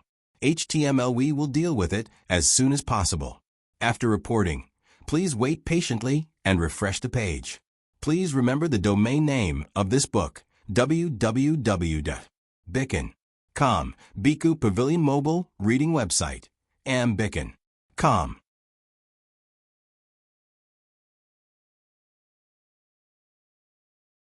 Chapter 81. There had been no news of Li Honyuan these days, and the case of the flower market didn't find anything important as he wished. However, it was more or less proved that his good sons were involved in it. It was just that none of them gained anything in the end. Lu Qingdi had been in a state of rage. In order to warn them, several groups of people were found to be important scapegoats. Nobody knew how many people's black veils had been stolen and how many people's blood had been stained. The princes all hid themselves obediently and didn't dare to act rashly. Even the people sent to White Dragon Temple were all withdrawn after receiving some specious news. Lu Qingdi sent people to the nearby villages and towns where White Dragon Temple was located. They constantly expanded the search area, including the river where Li Honyuan fell into. He had been salvaged back and forth countless times. It was true that no one found him alive or dead. After so many days, they still couldn't find him. Most likely, he had been eaten by fish. Shut up. Lu Qingdi was furious. He just didn't believe that his scourge of a son was dead. Perhaps it was really because Ding General Manor had enjoyed supreme glory for nearly 100 years. Among the 4 dukes and 9 marquises who founded the country, Ding General Manor was the only one that stood firm. Therefore, in Duke Ding's subconscious mind, he could do whatever he wanted as long as it was not a crime of treason. Therefore, when Lu Qingdi was angry, he repeatedly ran to Lu Qingdi and cried that his poor daughter, who was in the prime of her life, was disfigured and her life was over. Lu Qingdi actually knew Duke Ding's purpose. He just wanted to give him a son-in-law that he liked. At this time, the Empress should have dissuaded her brother. However, for the sake of her son, she not only didn't dissuade him, but also pretended to persuade Lu Qingdi. She said that her brother loved his daughter very much and only had one precious daughter. If his daughter's face was disfigured, it would only delay her marriage, and Lu Qingdi only needed to say a word to solve it. He said it so casually, as if Lu Qingdi's one word was enough to decide everything. Emperor Lu Qingdi laughed, which made Empress Sun inexplicably frightened. After that, she felt uneasy. Sure enough, something bad happened the next day. An imperial edict of marriage, written by Emperor Lu Qingdi himself, was read out in front of all the civil and military officials in the morning court. Once the imperial edict was issued, there was no room for regret. Seeing that more than half of the people in the imperial court were stunned, Lu Qingdi felt a sense of satisfaction. Don't think that Lu Qingdi didn't know that his eldest son's marriage with son Ijia was ruined by that vile spawn. Don't think that he didn't know that the Empress and the others wanted to use the marriage to rope in people. In order to find another good wife, Duke Ding's mansion was picking left and right and running around in many ways. Those who didn't know would think that he loved his daughter very much. And those who knew, many people secretly mocked him. This was not marrying his daughter, but selling her. To put it bluntly, it was no different from goods waiting for a high price. Whoever gave the highest price would be able to marry the unparalleled beauty. The power of Duke Ding's mansion was there, and the eldest son of the emperor had the highest possibility of ascending the throne. After all, he was the eldest son of the emperor. His ability was not the best among the princes, but it was not bad either. In terms of etiquette and law, it was justifiable for him to ascend the throne. Naturally, there were so many people who were eager to make a move, so that the rumors between son Ijia and the eldest son of the emperor, Prince Kong, could be ignored. Unfortunately, before the dust settled, something happened to son Ijia. It had to be said that son Ijia's existence in this transaction was equivalent to a token. As long as she existed well, that was her greatest value. Then, whether her face was intact or not wasn't that important. However, if they really voluntarily married such a woman, the transaction would be put on the table. Some things were very good to know, but they couldn't be exposed to the surface. Face was very important to a family. If they only cared about benefits and didn't ask about anything else, it would only be criticized. Duke Ding's behavior was just to let Lu Qingdi issue an edict to save their face. After all, it was difficult to take the emperor's order. They had obviously gained benefits, but they still pretended that they had no choice. Son Ijia, including Jingwan, and even son Yilin, who had just been involved in the officialdom, only thought that son Ijia, who was disfigured, would be abandoned. Who would have thought that Duke Ding would go to such an extent? He didn't give her a way out at all. How bitterly disappointed and sad it was. And this time, it could be regarded as a lesson to them. Never underestimate some people's cold-bloodedness and shamelessness. Unfortunately, they miscalculated one thing. Lu Qingdi was indeed a relatively moderate emperor. He didn't make decisions on the court, nor did he have the ambition to expand the territory of Qi Yuan. However, it didn't mean that he didn't have a temper and would be led by the nose by a group of people. If they really annoyed him, no one would have a good time. Duke Ding, aren't you worried that your daughter won't be able to get married? Fine, now I'll give my son to you as your son-in-law. I've given you a lot of face. What? Are you dissatisfied with my son, Duke Ding? No, your majesty. Jin Qinhuang is handsome, elegant, and elegant. Your daughter, even before her disfigurement, was barely worthy of him. What she looks like now, although I haven't seen it, I can imagine it. Seeing that Duke Ding has always been loyal and devoted, I can't bear to see my beloved officials worry all day long. So I reluctantly set your daughter as Jin Qinhuang's consort. Lu Qingdi put on an attitude that he had suffered a great loss for Duke Ding. He almost directly said, "Son, I've let you down. I've chosen such a Wangfei for you, but I have no choice. Duke Ding is wholeheartedly devoted to the country. I can't chill the officials' hearts, so I can only wrong you to solve my worries for me. Duke Ding, my son is highly talented, knowledgeable, and skilled in both civil and military affairs. Now, he wants to marry your daughter. He's sacrificed so much. Don't you feel embarrassed if you don't prepare more dowry for your daughter?" When the courtiers listened to Lu Qingdi's tearful narration, they couldn't help but lower their heads again and again, covering the twitching corners of their mouths. "Your Majesty, can you still have a little face? Even if you praise your son as if he's unparalleled in the heavens, you can't change the fact that he has no good points except for his face. There's also that rotten reputation. Even if you don't like Duke Ding, you have to say that even the disfigured Miss Sun is wronged to marry your son. Also, counting with your fingers, from the time Jin Qinhuang left the palace until now, how many times have you bestowed a marriage? The 7th time. Ah, the 7th time. There's no one else who can jinx his wife to this extent. Just because you're the emperor, you can't disregard someone else's daughter's life, right? Also, there's still no news from Jin Qinhuang. Most likely, was he preparing to hold a ghost marriage for Sun Yijia to be the widow?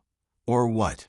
Even if some people knew the actual situation of Li Hongyuan, they believed that he wouldn't easily get into trouble, so they couldn't argue for Lu Qingdi.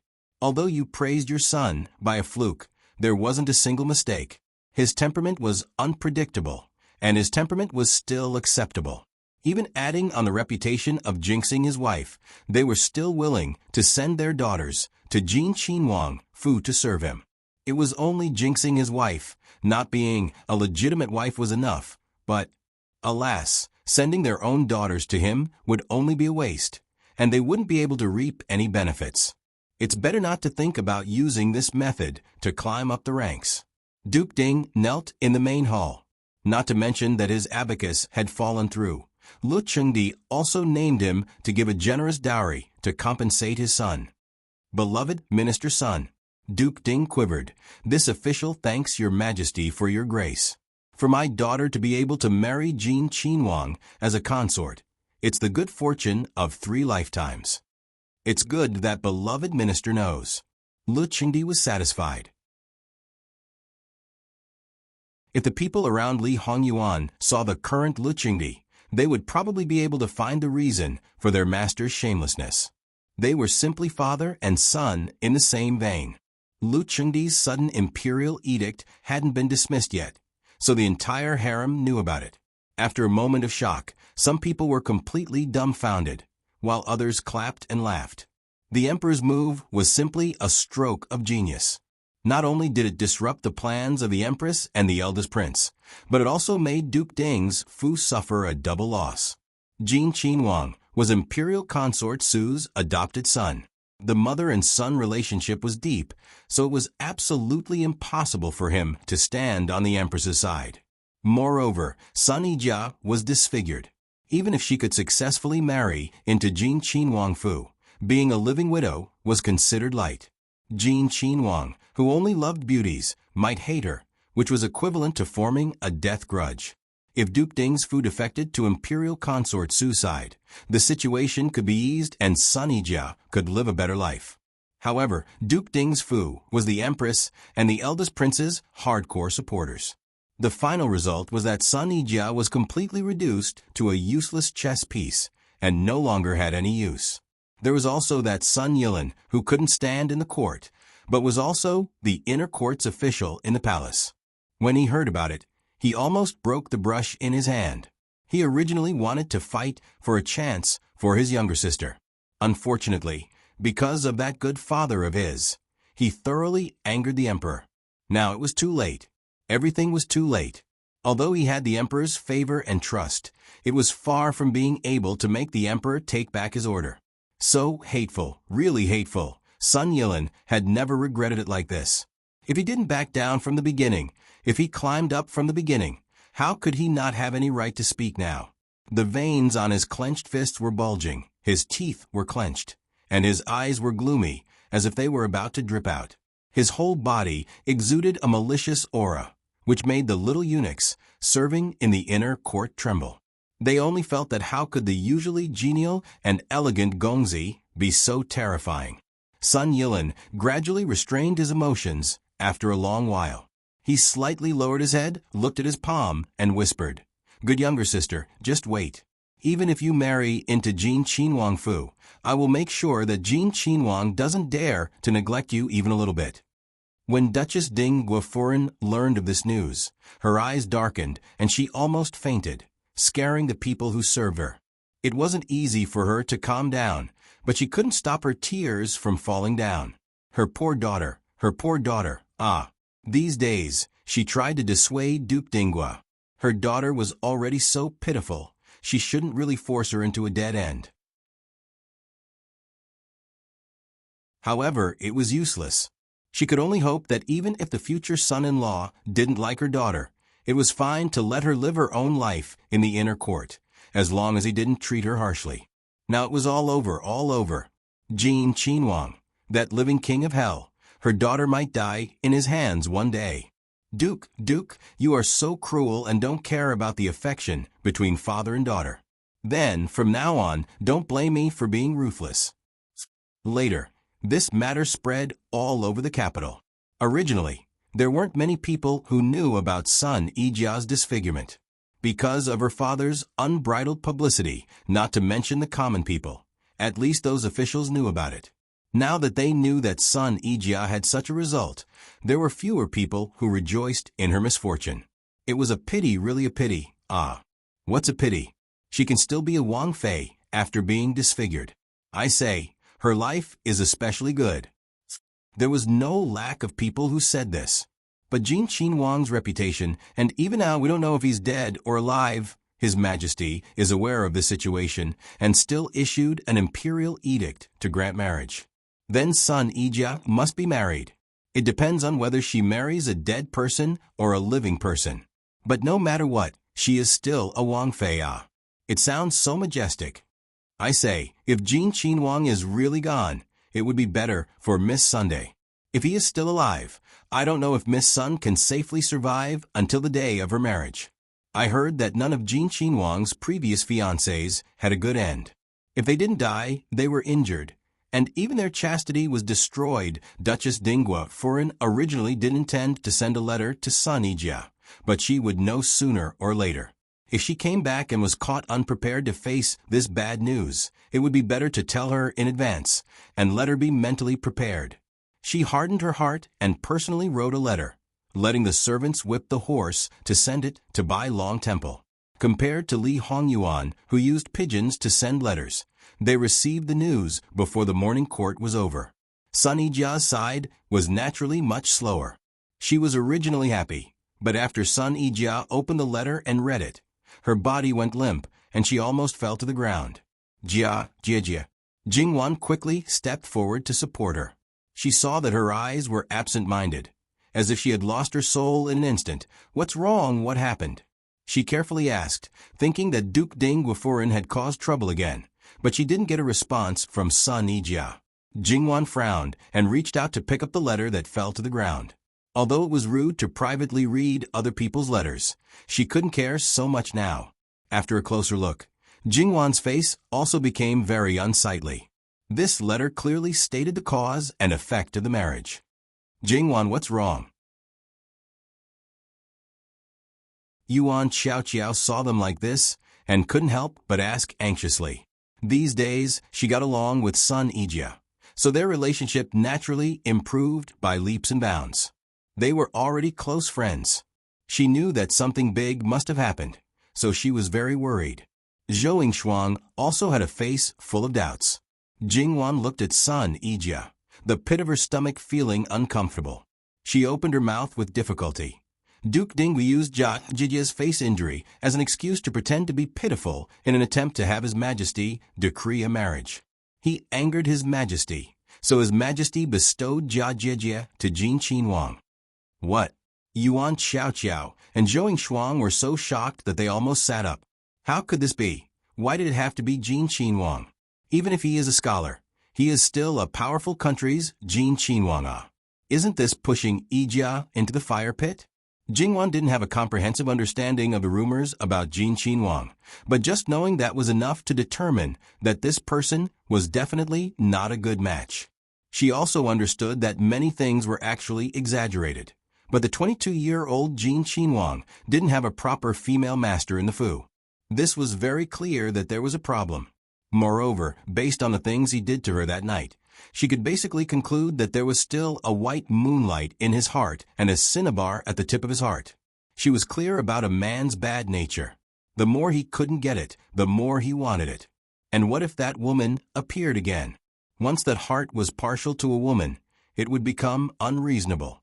Marrying such a person, it would be very difficult to live her own life without caring about anything in the inner courtyard. In order to make room for the person in his heart, perhaps she could do all kinds of crazy things. If Li Hongyuan knew of Jingwan's thoughts, wouldn't he vomit 3 liters of blood? However, Jingwan's last thought was really not wrong. A certain king of hell did a lot of crazy things in order to leave the position of D-wife unsullied for her. Jingwan held son Ijia's shoulder, not knowing how to comfort her. Perhaps the saddest thing in her heart wasn't that she was bestowed a marriage to Jin Qinhuang, but her father's actions. Jia Jiejia, Jin Qinhuang may not be so unbearable, Jingwan said against her heart. Not so unbearable? Yuan Xiao Xiao suddenly became agitated. My good younger cousin, that is because you are not in the capital and do not know that person Jin Qinhuang. Let me tell you, that person Jin Qinhuang is cruel and callous. He eats human flesh, drinks human blood, is greedy for flowers, and is lecherous. He does not discriminate between men and women, whether it is hot or cold. As long as it is a beauty, he has his eyes on it, no matter if it is fragrant or stinky. He will get it in his hands. In the capital, there is also another courtyard where he specially keeps beauties. I heard that there are even mother and daughter inside. Just because he has taken a fancy to a married woman, it is not the first or second time that he has caused the family to be ruined and the family to perish. He is also fickle and cold-blooded.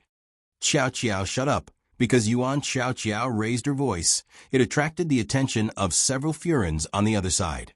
Hearing Yuan Xiao Qiao's words, Luo Ronghui almost fainted from anger and hurriedly rushed over. Are these words for a girl like you to say? Is Jin Qinhuang something you can talk about? You don't want your life anymore? He poked her forehead hatefully. When did I talk about it? This is clearly something that everyone knows. Why can't I say it? Jin Qinhuang dares to do it. Is he afraid of being talked about? You're still talking. Luo Ronghui wished he could cover her mouth. I cough, cough, cough, cough. Probably because she was too agitated. Yuan Xiao Qiao violently coughed. My little ancestor, quickly stop for a moment. Luo Ronghui hurriedly patted her back and took the water handed over by the maidservant to feed her. Jingwan was also shocked by Yuan Xiao Qiao's explosive news. It wasn't until she heard Yuan Xiao Qiao's coughing that she came back to her senses and hurriedly went forward to appease her. Okay, I know. You calm down a bit. What they didn't know was that Yuan Xiao Qiao's words were coincidentally heard by a certain person who was bored and came to the corner to eavesdrop. Only separated by a few bushes of flowers and trees, Li Hongyuan's face was as black as the bottom of a pot. He almost lost his reason and directly went out to strangle Yuan Xiao Qiao to death. Eunuch Mu's shadow guards who were hidden in the dark shrunk their necks and acted like ostriches. They were really afraid that he would take his anger out on them and drag them out to chop them up and feed them to the dogs. This cousin of the future Wang Fei was too daring. Even if it was a fact that everyone knew, she shouldn't say it so bluntly. Moreover, she said it to the future Wang Fei.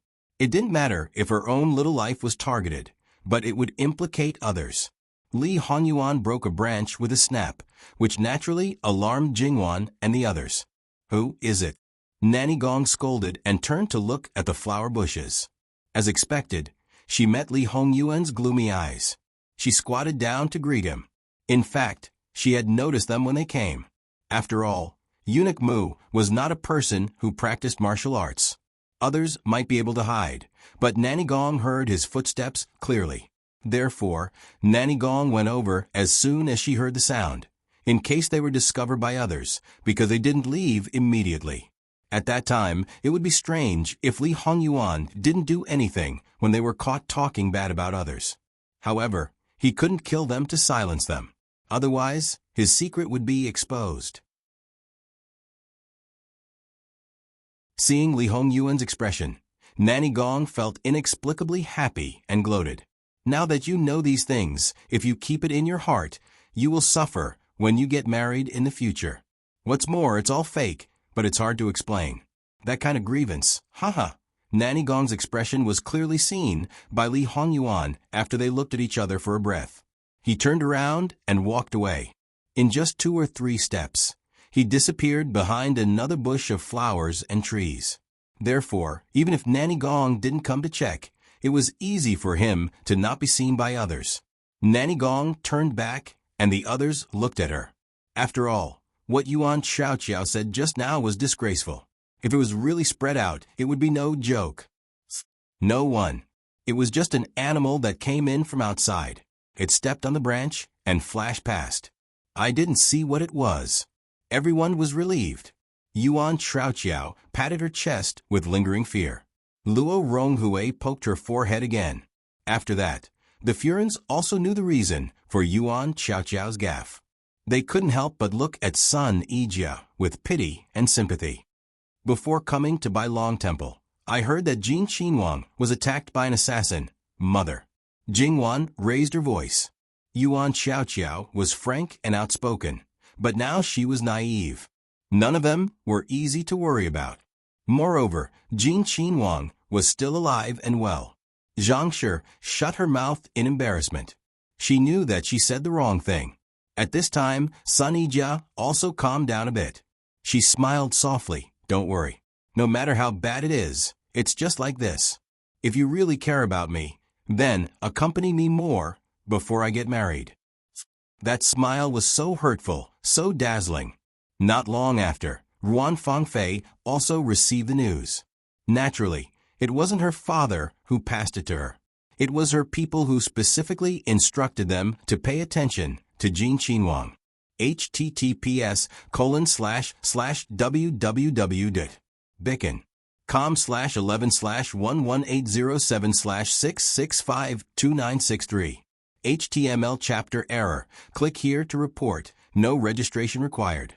We will deal with it as soon as possible. After reporting, please wait patiently and refresh the page. Please remember the domain name of this book, www.bicken.com. Bicken. Com mobile version, reading website, ambicken.com.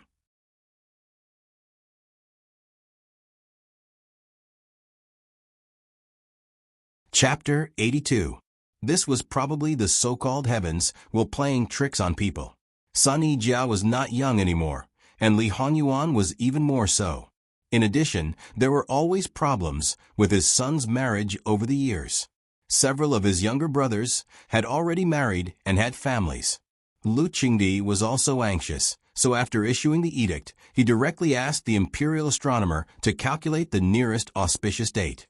The result was that it would be next month, 10 days after the imperial examination in spring. Therefore, Lu Qingdi decided to let his evil son get married immediately after the imperial examination in spring. For the imperial court, it could be regarded as a double blessing. As for his son, he hadn't found him yet.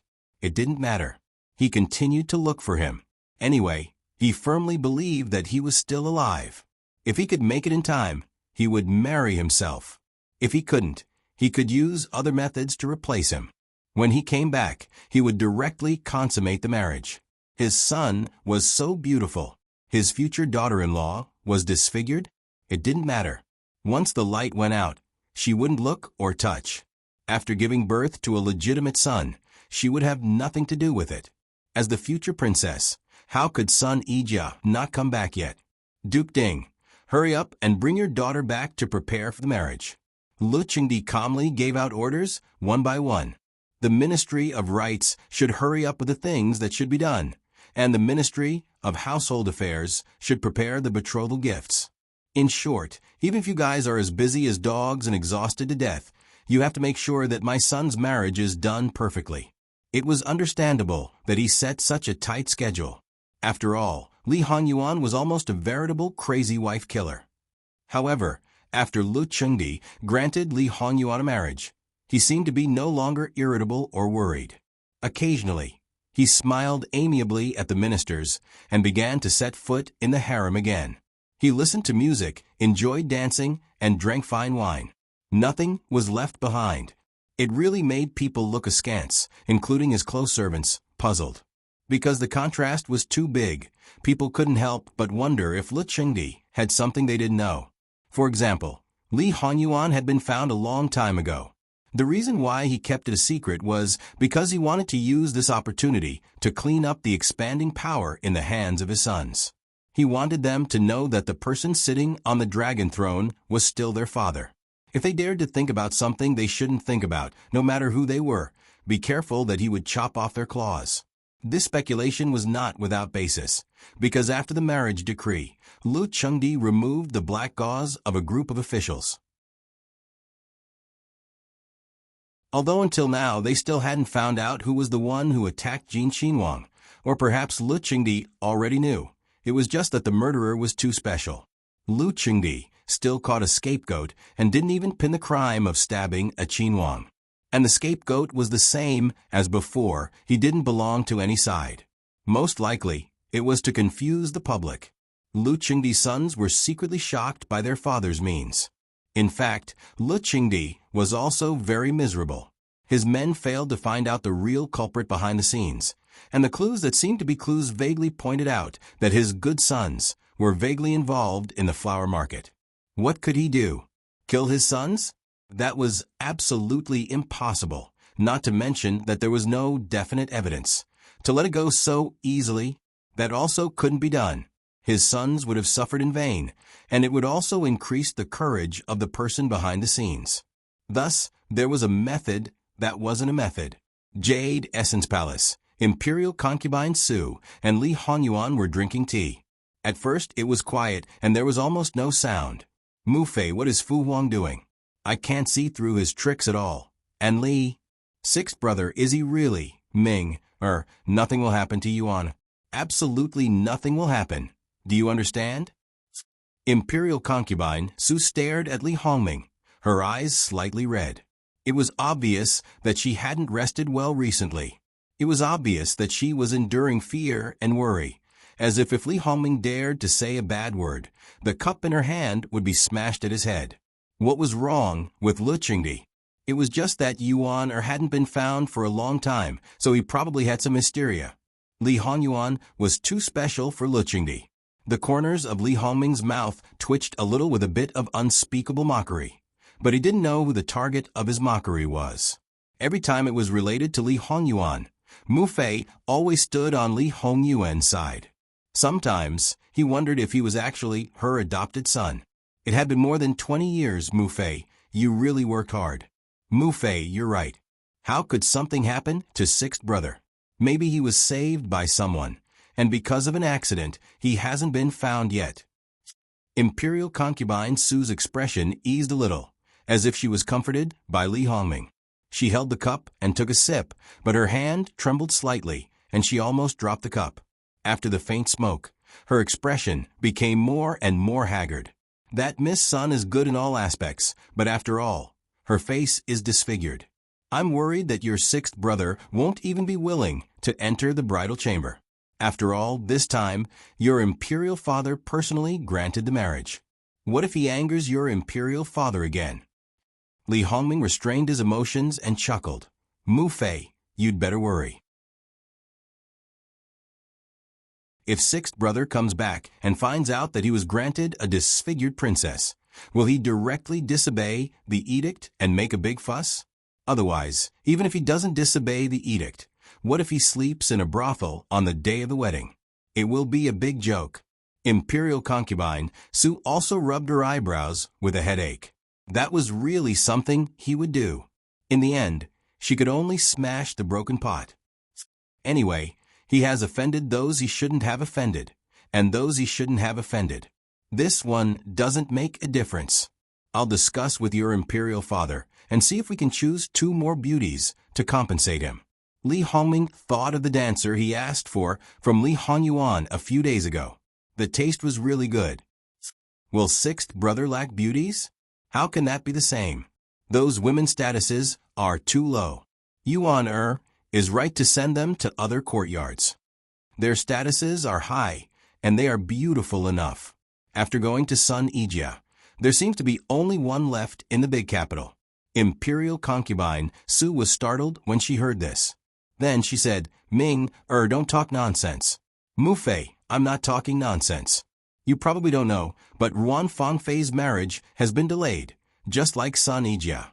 It's not because Grand Elder Ruan is picky, but because Ruan Fangfei admires sixth brother. Li Hongming's lips curled up. He was in a good mood when talking about this. Is this true? Imperial Concubine Su asked in disbelief. Of course it's true. In fact, regarding this matter, If one paid attention, they would more or less know about it. Why didn't I pay attention before?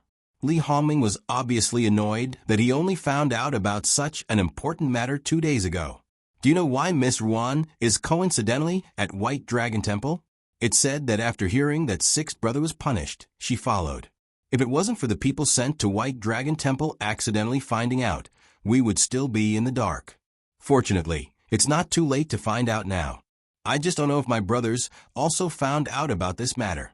Ming, you want to, it's probably because Grand Elder Ruan is suppressing it, so it didn't come out. Otherwise, Ruan Fangfei and sixth brother might even have a child. Since I'm interested, why not add fuel to the fire? If Grand Elder Ruan becomes sixth brother's father-in-law, could it be that he will cut ties with us?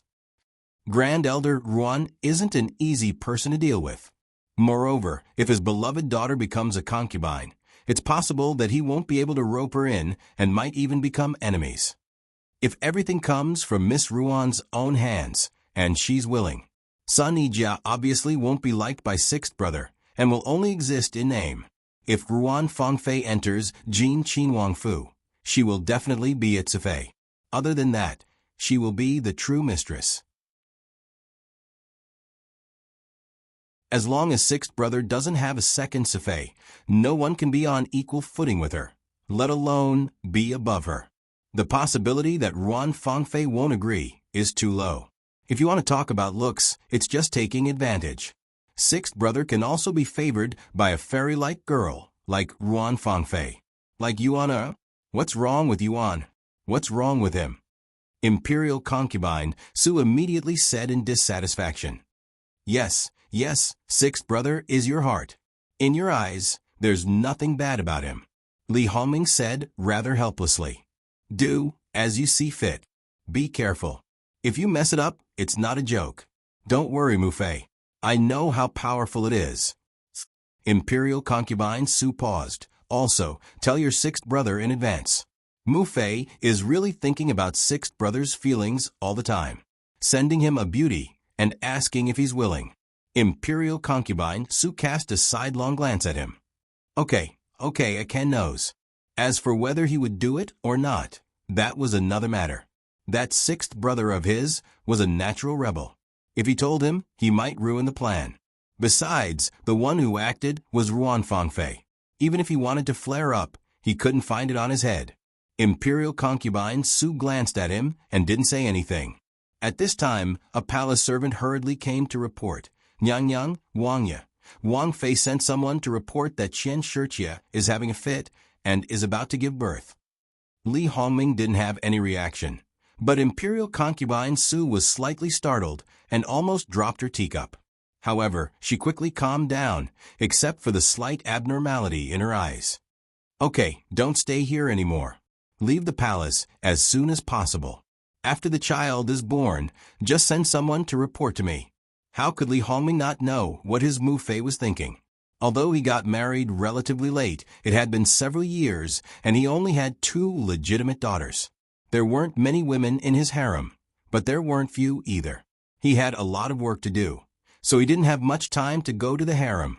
But even so, there shouldn't be no movement in the harem except for Wang Fei. But in reality, his Wang Fei really didn't do anything to the women in the harem. Qian Shi was personally picked by his virtuous Wang Fei.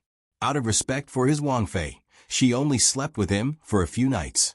Unexpectedly, she really got pregnant. Imperial concubine Su looked indifferent on the surface. No one knew what she was thinking, but Li Hongming knew it all too well. Their brothers ranked in the top 10, except for the long-dead 2nd and 8th, the unmarried 6th, as well as the recently married 9th and 10th, including the sickly 5th, all had sons. He was the only one who didn't. Just from this point, his confidence was much weaker.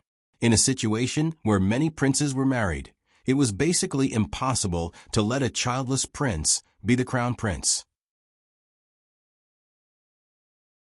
Imperial concubine Su could compete with the empress, but when it came to grandchildren, she couldn't raise her head. Therefore, Imperial concubine Su actually cared a lot about Qian Shi's child. In comparison, Li Hongming didn't really care because he knew very well that in this life and death battle, it wasn't important at all whether he had a son or not. According to normal circumstances, the throne couldn't be his. This was destined from the beginning. So why should he waste so much time on those women? When he ascended the throne in the future, he could have any woman he wanted and as many sons as he wanted. Then this official will withdraw first. Li Hongming had just left the palace and got on the carriage when his personal attendant told him, "Wang Ye, Jin Qinhuang has been found, Shang'an, oh? He's really lucky."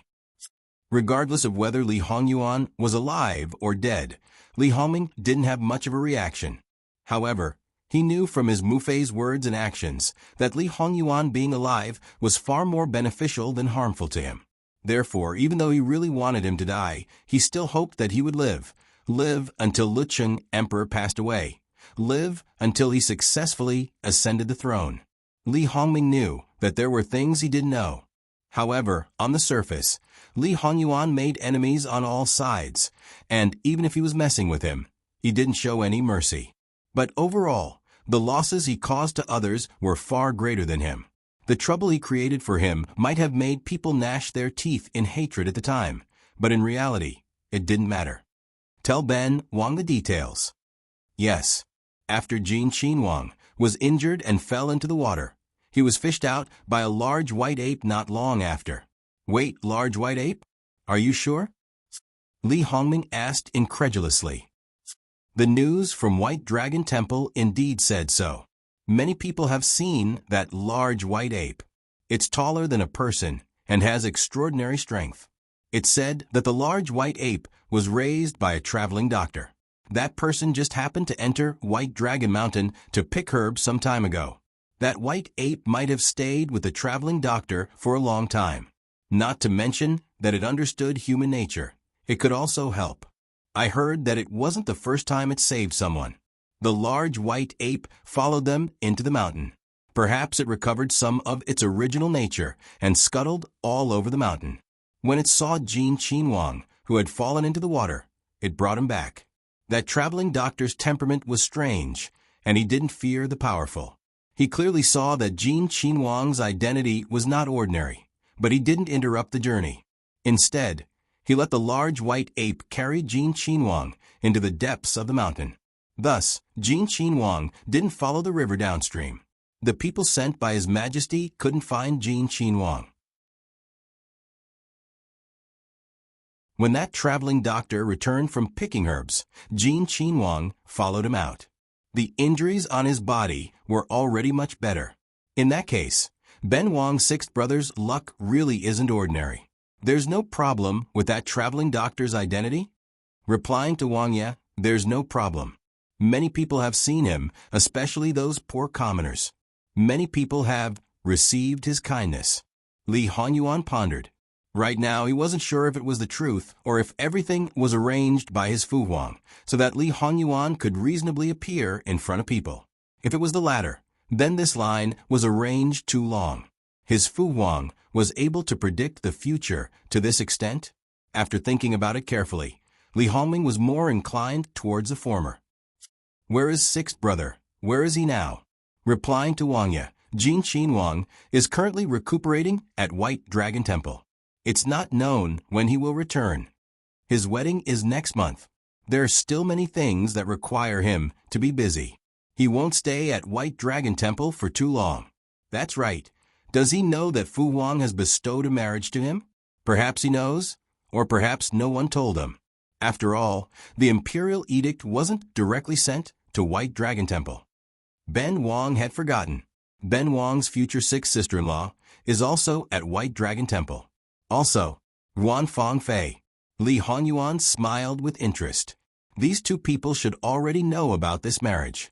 Sun Yijia might be completely disheartened, but Ruan Fong Fei's heart was full of admiration for the man that Sun Yijia didn't want to marry. Bumping into each other like this, even a woman like Ruan Fong Fei would be jealous, right? Once this kind of jealousy accumulated, it would be very easy to carry out some of his plans if he were to provoke her a little. The people in the plan were all at White Dragon Temple. That was a good place to carry out the plan. Unfortunately, it was already too late. If he knew about this earlier, it would be good. Next time, it wouldn't be so easy to find such a good opportunity. However, Where there's a will, there's a way. Haste makes waste, especially when Fu Wang's body was still very healthy. He still had time to make arrangements.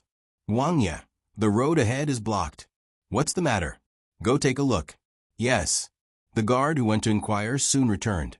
Wang Ye, the carriage of great elder princess, Wang Zhu, collided with that of Luo Shangshu's granddaughter. Luo Shangshu's granddaughter? Do you know who she is? Li Hongming thought of the Luo family's third daughter last time. Wang Ye, it's the fourth daughter of the Luo family. Li Hongming pondered for a moment, got up, lifted the curtain, and got out of the carriage in person. What's the matter? Third cousin. The curtain of the carriage with the mark of great elder princess's mansion was lifted, revealing a 7 or 8-year-old girl. Third cousin, why are you here? Yu Yao. Li Hongming reached out to touch her head. Cousin has something to do, and has to go back. What's the matter? The girl immediately pouted her mouth discontentedly, lifted the curtain wider, and motioned Li Hongming to look inside the carriage. The carriage broke my colored glass lamp.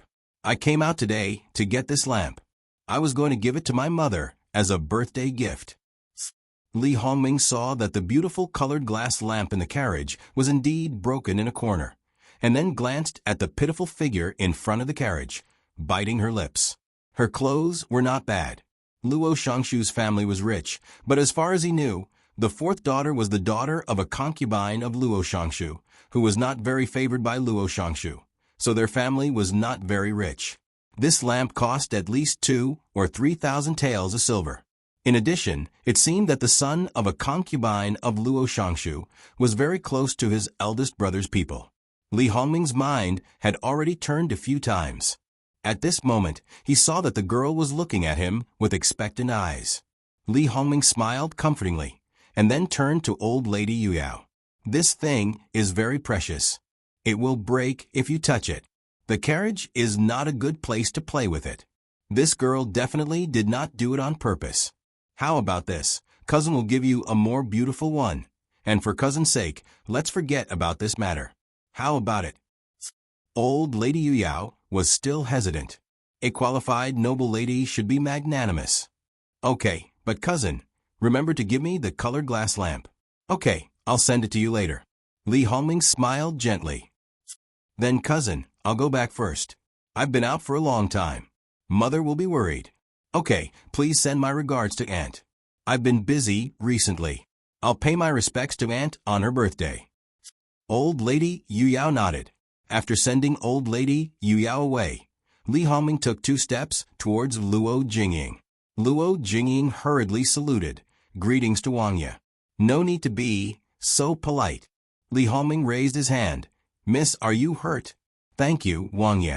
Chenu is fine. Li Hongming nodded. Go back early. It's best to have a doctor take a look.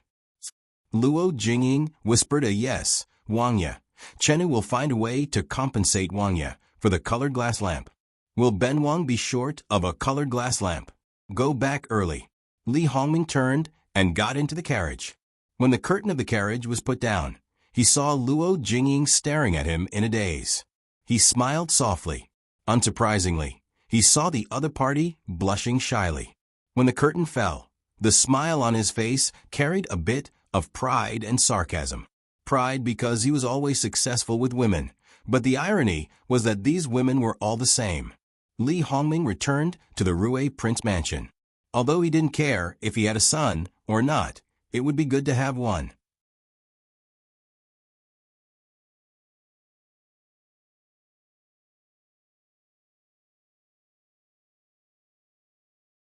Chapter 83. Master, concubine Qian has given birth to a young commandery princess. Li Hongming's close servant heard the noise outside the study and went out quietly. He came back quickly, but he was very careful when he spoke, for fear of making his master unhappy. Not to mention the masters, even the servants hoped that the baby would be a young master. Many people said that it would most likely be a boy. Why didn't they bring a son? I know. Let the princess arrange it. Do what you need to do. Li Hongming continued to write something. His expression didn't change from beginning to end, and he didn't raise his head. The speed of his writing was the same. Send someone to the palace to inform imperial concubine mother. Yes. Seeing that their master wasn't angry, they were relieved. But at the same time, they felt a little cold in their hearts. Outsiders said that they followed a good master. In fact, their master wasn't so easy to serve. Perhaps his gentleness and elegance were all used up outside the manor. It was rare to see him smile in the manor, and he was never soft-hearted to those who made mistakes. After noble consort Sue got the news, she paused for a moment, and there was a trace of disappointment in her eyes. Then she put it away and let the servants around her give out the things they prepared. After that, she didn't do anything. When Qian Shi was pregnant, she could be said to be a treasure in the palm of the hand. If she could give birth to a son, she would still be a treasure. It was a pity that she gave birth to a daughter. Thus, other than the reward that was far below the norm, she did not receive anything. The promised position of concubine Qian was gone, and she still had to raise the debt collector who brought all these disasters to her. Originally, when she was still in the belly, she was told that if she gave birth to a son, he would be taken away, but she would be given the title of concubine Qian. She believed that she was pregnant with a son, so she put on the airs of concubine Qian. There were many people in the manor who flattered her, and they were disrespectful to Princess Rui. At that time, Princess Rui was very tolerant of her. Qian often scolded Princess Rui behind her back, saying that she was a hen that couldn't lay eggs and wanted to rob her son. She even planned to get her son back when she got the position of concubine. She also planned that if their prince ascended the throne, her son would be the eldest son, and then the emperor, and then she would be the noblest woman in the world. The child was still by her side, but her treatment directly fell from the clouds to the dust. The people who surrounded her all left in a flash. During confinement, she still had to eat leftovers. If she threw a tantrum and smashed things, she wouldn't even have anything to eat.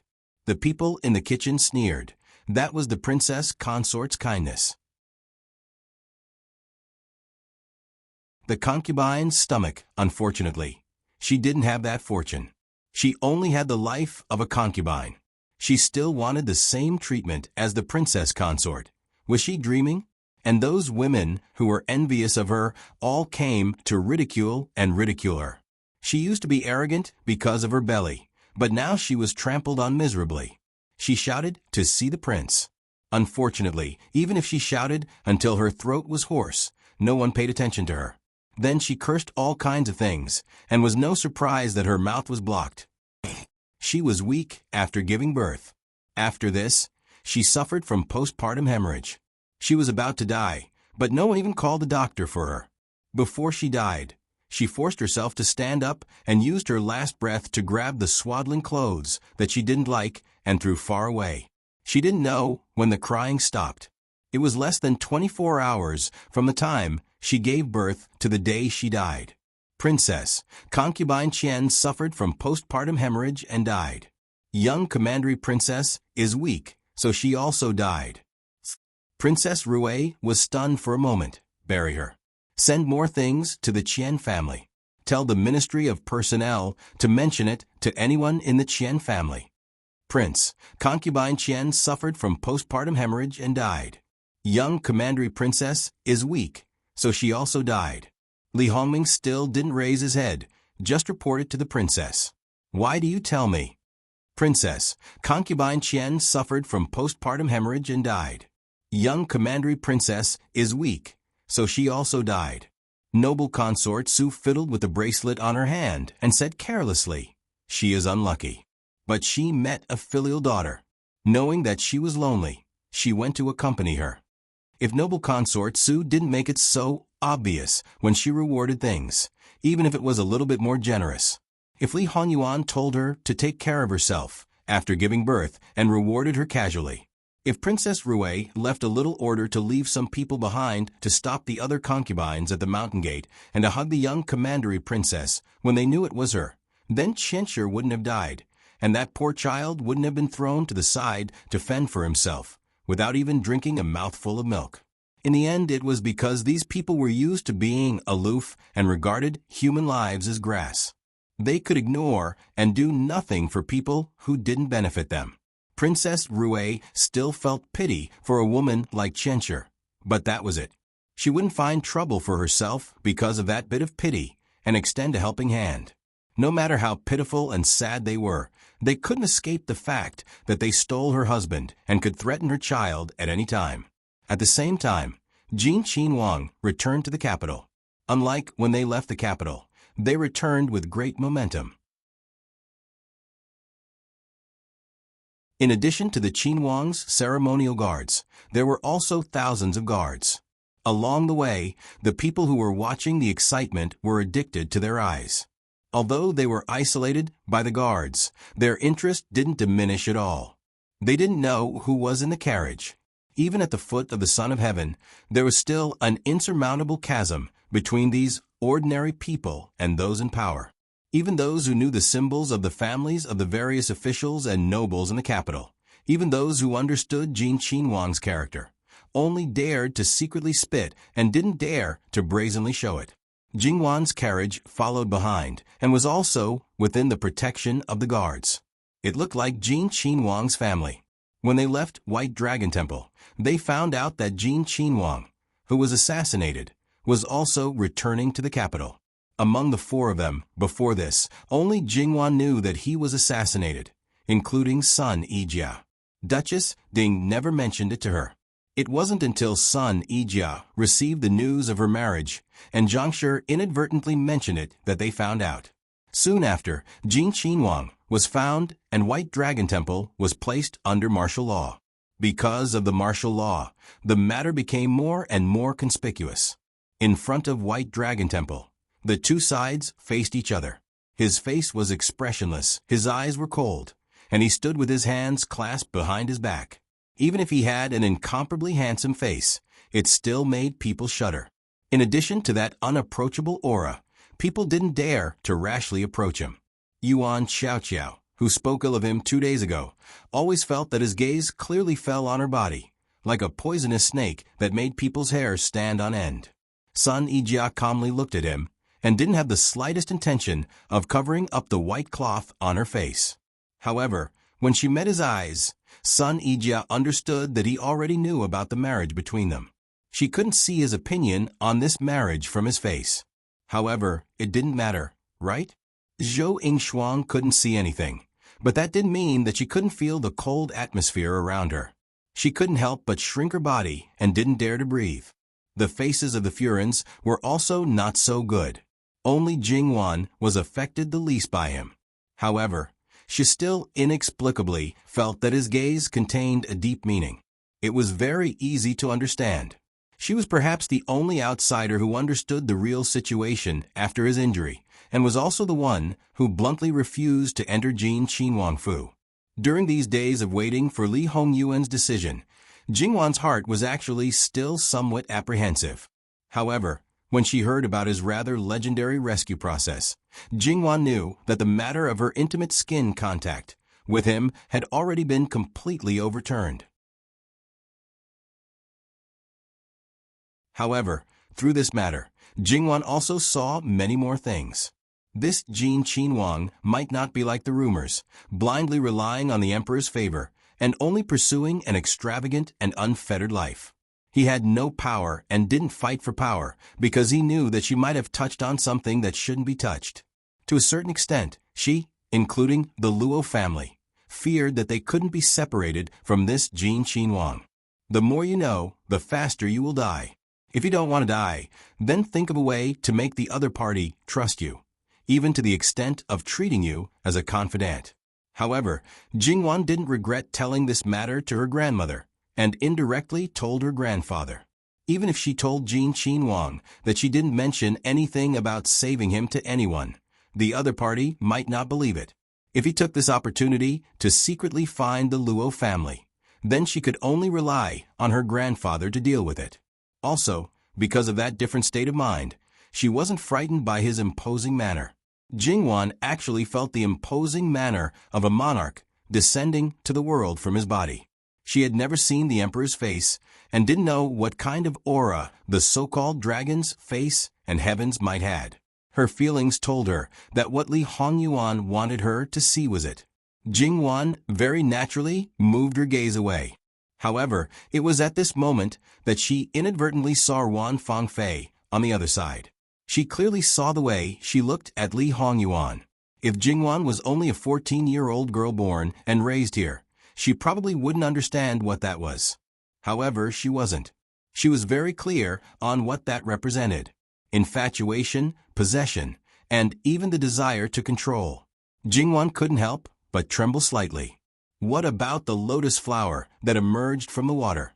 Would a normal girl have these kinds of feelings for such a terrifying man like Jin Qinhuang? If it was only admiration and infatuation, then it was fine. After all, he was a Qinhuang and also had a good appearance. But possession and control, the depth of love, might make one want to possess. Then what was it that made her want to control? That was already a psychological distortion that was somewhat perverted. Okay? Was there some terrifying secret hidden in the Grand Secretary Wan Daren's backyard? Otherwise, how could he raise such a strange girl? Or was it that Wan Fangfei was really like what she thought? Did she really have a past life, and that she herself was a pervert? Where Jingwan was present, the attention that Li Hongyuan gave to others was absolutely charity. Of course, he would control himself. Even if all of his attention was on her, he would not let others notice. With a so-called fiancé present and an abnormal Wan Fangfei present, letting others discover where his mind was, wouldn't that push Wan to the forefront of the storm? With such attention, how could Li Hongyuan not notice the subtle changes in Jingwan? Following her line of sight, he swept a glance, and without stopping, he waved his sleeves and boarded the carriage. His movements were too fast and too sudden, making the brothers, who came to pick up their younger sister, slightly hesitate. After some hesitation, they went up the mountain to pay their respects and fell into an awkward position. Wan Fangfei's performance, how could Li Hongyuan not know? In his previous life, although Wan Fangfei also admired him and did some things that ordinary people would not do, it was far from the extent that it was now. The worse his reputation was, the worse it was. The more she liked it, the more she wanted to get close to him, the more she wanted to control him. Ah, such an arrogant and conceited woman. After she was no longer useful, how should he tidy her up to make people feel more comfortable? For people with dark hearts, there were two kinds of people in this world that were the most attractive. One was people who were similar to themselves because they understood each other and could often reach a mutual understanding. The other was people who walked on the opposite end of the spectrum. They had something that people who walked in the dark hated, but also yearned for. Although Li Hongyuan was not completely a person who walked in the dark, he was not lonely, he was not depraved, and he had not been swallowed up and lost himself. He was very clear about what he was doing, and was even more clear about what he needed. However, he could not be considered a normal person. He had no interest in people like Wan Fangfei. That kind of pure and flawless woman was also not his goal. He was firm, obsessed, and there was only one. If those eyes of Wan Fangfei appeared in Wan's eyes, try to imagine that scene. Li Hongyuan suddenly curled up his body and trembled slightly. That was his body's instinctive desire, excitement, and clamor. He did not seem to care at all that he had stripped himself completely, allowing her to easily control him. Jingwan, who turned to get into the carriage, inexplicably felt her hair go numb, as if there was danger approaching in the dark. She could not help but frown. Could it be that something was going to happen again? Eunuch Mu was also not feeling any better. After his master saw Miss Luo, why did he start to go crazy for no reason? Master, take it easy. There are so many people around. If they hear you, your reputation. Eunuch Mu suddenly lowered his head helplessly. His master's reputation couldn't be worse. He lowered his head and pretended to be dead. He also pretended not to see the strange expressions of the people closest to the carriage. Because it was inconvenient for each of them, they did not squeeze into the same carriage on the return journey. With apprehension, Jingwan's mood was taut all the way, fearing that something unexpected would happen again. However, Until they entered the city gate, everything was safe and sound. Jingwan was puzzled. Could it be that the bad feeling was not directed at them? But Jingwan's gaze turned to the front, although she could only see the curtain blocking the carriage door. Could it be that after failing to put him to death once, they dared to assassinate him again in today's situation? Previously, it was not possible by Long Temple, and it was even more impossible under this heavy guard. If they really took the risk to this extent, did it mean that the threat of Jin Prince Li Hongyuan was far beyond imagination? Until the carriages of each family separated, until Jingwan entered the Luo family's gate, nothing happened. Could it be that something went wrong? But that lingering feeling of danger was still there.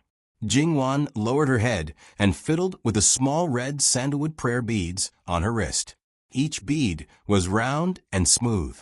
Her mother saw that she had one accident after another, and in addition to her grandmother's special instructions, she went to Great Master Liao Chen to ask for it. Jingwan knew that the value of this string of prayer beads was not as simple as Great Master Liao Chen personally consecrating it. The original small red sandalwood beads were not low in age, and after being made into prayer beads, it was at least 200 years old. It was not an exaggeration to say that it was priceless, but Great Master Liao Chen easily gave it to her. What did Great Master Liao Chen say at that time? She had faith with it. It could drive away evil spirits, avoid disasters, and protect her safety. So she must not give it to others. Jingwan fiddled with the prayer beads one by one, and her heart suddenly calmed down. If it was a blessing, it was not a disaster. If it was a disaster, it could not be avoided. So thinking too much was useless. Jingwan went to the main courtyard to pay her respects to old Madame Luo. Seeing that Jingwan's complexion was good and her spirit was also good, she was relieved. After all, she had just returned, so old Madame Luo did not keep her long and let her go back to rest. As she passed by the garden, Jingwan saw Luo Jingying in a cluster of flowers. She was tugging at the petals from time to time, and her eyes were unfocused. Jingwan was right in front of her, but she did not react at all. Suddenly, she laughed foolishly, and it felt like she was in a dream. Jingwan did not know what expression to show. She had only been away for a few days. Why was her sworn enemy already in love the moment she returned? Luo Jingying's servant girl saw the way Jingwan was looking at her young lady and could not help it. Risking being punished, she gently tugged at Luo Jingying's clothes. "Young lady, what are you doing?" Luo Jingying glared at the servant girl angrily. Before Luo Jingying could act up, the servant girl pointed in the direction of Jingwan. Luo Jingying looked over and was stunned. Then she remembered that her appearance just now seemed to have been seen by Jingwan. She was annoyed and angry, but she did not flare up. Instead, she smiled softly. It turns out that third older sister is back. "Hello, third older sister." She greeted politely, without being perfunctory or neglectful. Jingwan returned the greeting unhurriedly. "Third older sister just came back. You must be tired. I won't disturb you." Jingwan looked at Luo Jingying's back as she left. She did not find fault with her, and even her words were not strange. If it was too normal, it would be too abnormal. "Granny, what do you think she's up to this time?" Jingwan asked. "I think it's because fourth young lady has some thoughts. She is quiet and does not want to be disturbed. Naturally, she will be peaceful." Jingwan sighed in her heart. The power of love was really strong. She did not know which family he was from. However, the man who could make Luo Jingying fall in love with him was probably not ordinary. He might even be a member of the imperial family. It had nothing to do with her. As long as she had the ability, even if she became a favorite concubine of the imperial harem, Jingwan would not raise her eyelids. Back to Begonia House, Jingwan asked the wet nurse about what had happened these days. In addition to the big events in the city, the most lively thing in the backyard of the Luo family was probably the third branch. From the moment Luo Romping blatantly protected Huan Yang, Mrs. Lu basically had a falling out with him. Relying on Madame Luo's support, she directly attacked Huan Yang. Relying on her status as the mistress of the house, she had no scruples about torturing a concubine. She was really bold and unrestrained. It was precisely because she used all her means on the surface. It was simple and crude. Huan Yang, who was better at dirty tricks, really didn't have much power to resist. The most important thing was that she was limited by her status. What Mrs. Lu could do, she couldn't. If she dared to do it, Mrs. Lu dared to directly sell her or even beat her to death. Huan Yang had all kinds of grievances, but she was extremely tolerant. She did whatever Mrs. Lu asked her to do. Anyway, she didn't let Mrs. Lu catch her. She didn't even tell Luo Romping that she was bullied by Mrs. Lu. Her image of compromise was to the extreme. Many servants couldn't stand it. After all, Huan Yang was pregnant. Mrs. Lu looked at them coldly. She naturally knew what the servants were saying behind her back, but she did not say anything about it. She even let these words spread, until all her deeds were known by Luo Romping. Then, Luo Romping naturally found Mrs. Lu. As a result, an unprecedented quarrel broke out between the husband and wife. Then, Luo Romping saw Mrs. Lu's hidden madness and ruthlessness. Mrs. Lu even almost scratched Luo Romping's face, but because he dodged, his neck was injured. Luo Romping even said that he wanted to divorce his wife. Mrs. Lu gloomily stared at him. Luo Romping, do you dare to divorce your wife? I'll divorce you right now, you jealous woman. Luo Romping, if you dare to write a letter of divorce, as soon as you leave the Luo family's house, I will beat the drum. You. Luo Romping was shocked. He did not expect that Mrs. Lu would dare to do such a thing. How dare you? Why don't I dare? If you dare to bring back a slut to climb on top of my head, I dare to drag the whole Luo family to death. You are crazy. Luo Romping flicked his sleeves and left. Mrs. Lu coldly stared at the direction Luo Romping left. I am crazy. I am driven crazy by you. The drum was not rung unless the country was destroyed. It was not rung unless the army was victorious. It was not rung unless the country was destroyed. It was not rung unless the country was destroyed. It was not rung unless the army was victorious. It was not rung unless the world's injustice was done. There were no guards guarding the drum, so anyone could rung it. However, if it was rung casually, the whole family would be demoted to a criminal slave and sent to the border. If it was rung casually, the whole family would be exterminated. Just because of a dispute in the backyard, Luo Peishan was a minister of the Ministry of Rights. Luo Romping was afraid to shoot the rat for fear of breaking the vases. He had to go back to appease his little wife. He told her not to pay attention to Mrs. Lu. Mrs. Lu didn't need to send someone to look for her. Huan Yang quietly listened. From time to time, she would comfort Luo Romping with a few words. The man was unreliable, so she could only rely on herself. Therefore, Huan Yang shrank in the courtyard and did not go out. She had nothing else, she just had a little money. If she couldn't buy someone with 10 taels of silver, she would spend 100 taels. If Mrs. Lu was not easy to deal with, she would lay her hands on her son. Back and forth, fighting openly and covertly. It was simply too lively. Rung the drum? Third aunt really can't be underestimated. Mama, is there really no one guarding the drum? There wasn't before, but it has been there since 6 years ago. It's just that the people are in the innermost layer, and the people outside can't see it. Why? It was impossible for there to be no reason for the sudden increase in guards. Mama Gong paused, because Jin Qinhuang, who had just left the palace, was bored and climbed the drum tower. He almost rung the drum. Since then, His Majesty ordered people to guard the drum tower. Jin Qinhuang. Jingwan was speechless. It's reasonable to say that there shouldn't be many people who know about this. How did Mama know? I accidentally heard it when I was in the palace. Luo Jingying returned to the third branch. After her father and mother had a big quarrel, her father never appeared in the main courtyard of the third branch. Today, he was unexpectedly here and had sent all the servants out. Luo Jingying was worried that they would quarrel again, so she went in regardless of being stopped. Prince Kang is destined by the heavens. If Ing can marry him, digression, https://www.bicken.com/11/11807/6652966. HTML. We will deal with it as soon as possible. After reporting, please wait patiently and refresh the page.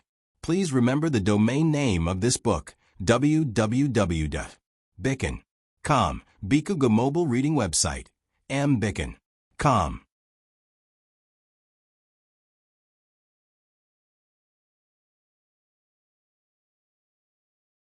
Chapter 84. Prince Kong is destined by the heavens. If Ing can marry him and become his consort, when he ascends the throne in the future, Ing will be the mother of the world. In this way, who would dare to look down on our third branch? As the Guozhang, he should at least be a marquis. Luo Rongping held a teacup and raised his eyes to look at Lucier.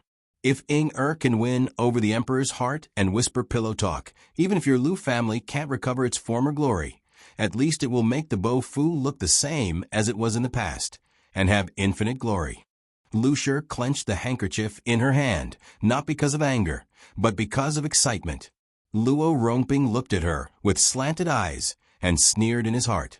If there was a real knot in Lucier's heart, it wasn't in the Luo family, nor was it in her children. It was her own birth. She was born in a poor family, but she wanted to become a proud daughter of heaven.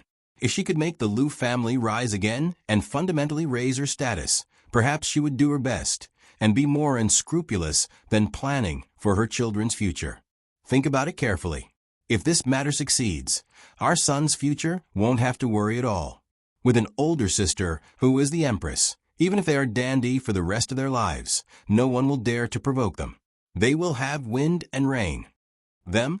We don't even know what's in that slut's belly, but you're sure it's a son? Now you're thinking about sharing my daughter's glory? Ing only has one younger brother. I'm telling you, Luo Rongping, no one else can get close to her. Oh, is that so? Then you go and do this matter yourself. I want to see how capable Luo Lucier, who is awe-inspiring in the inner courtyard of the Luo family, is to help her daughter to the position of Prince Kang's consort. Although Luo Rongping's expression was indifferent, he had a high and mighty attitude. Even if Mrs. Lu could threaten him, so what? Outside, it was a man's world. You can't do anything just because you're mad. Mrs. Lu gritted her teeth in hatred, but this matter was different. Mrs. Lu couldn't ignore it. Even if she didn't compromise, Luo Rongping wouldn't ignore it. After all, after this matter was settled, it would be very beneficial to him. He could become the most powerful person among his brothers, and his father-in-law would treat him differently. Luo Rongping knew the knot in her heart.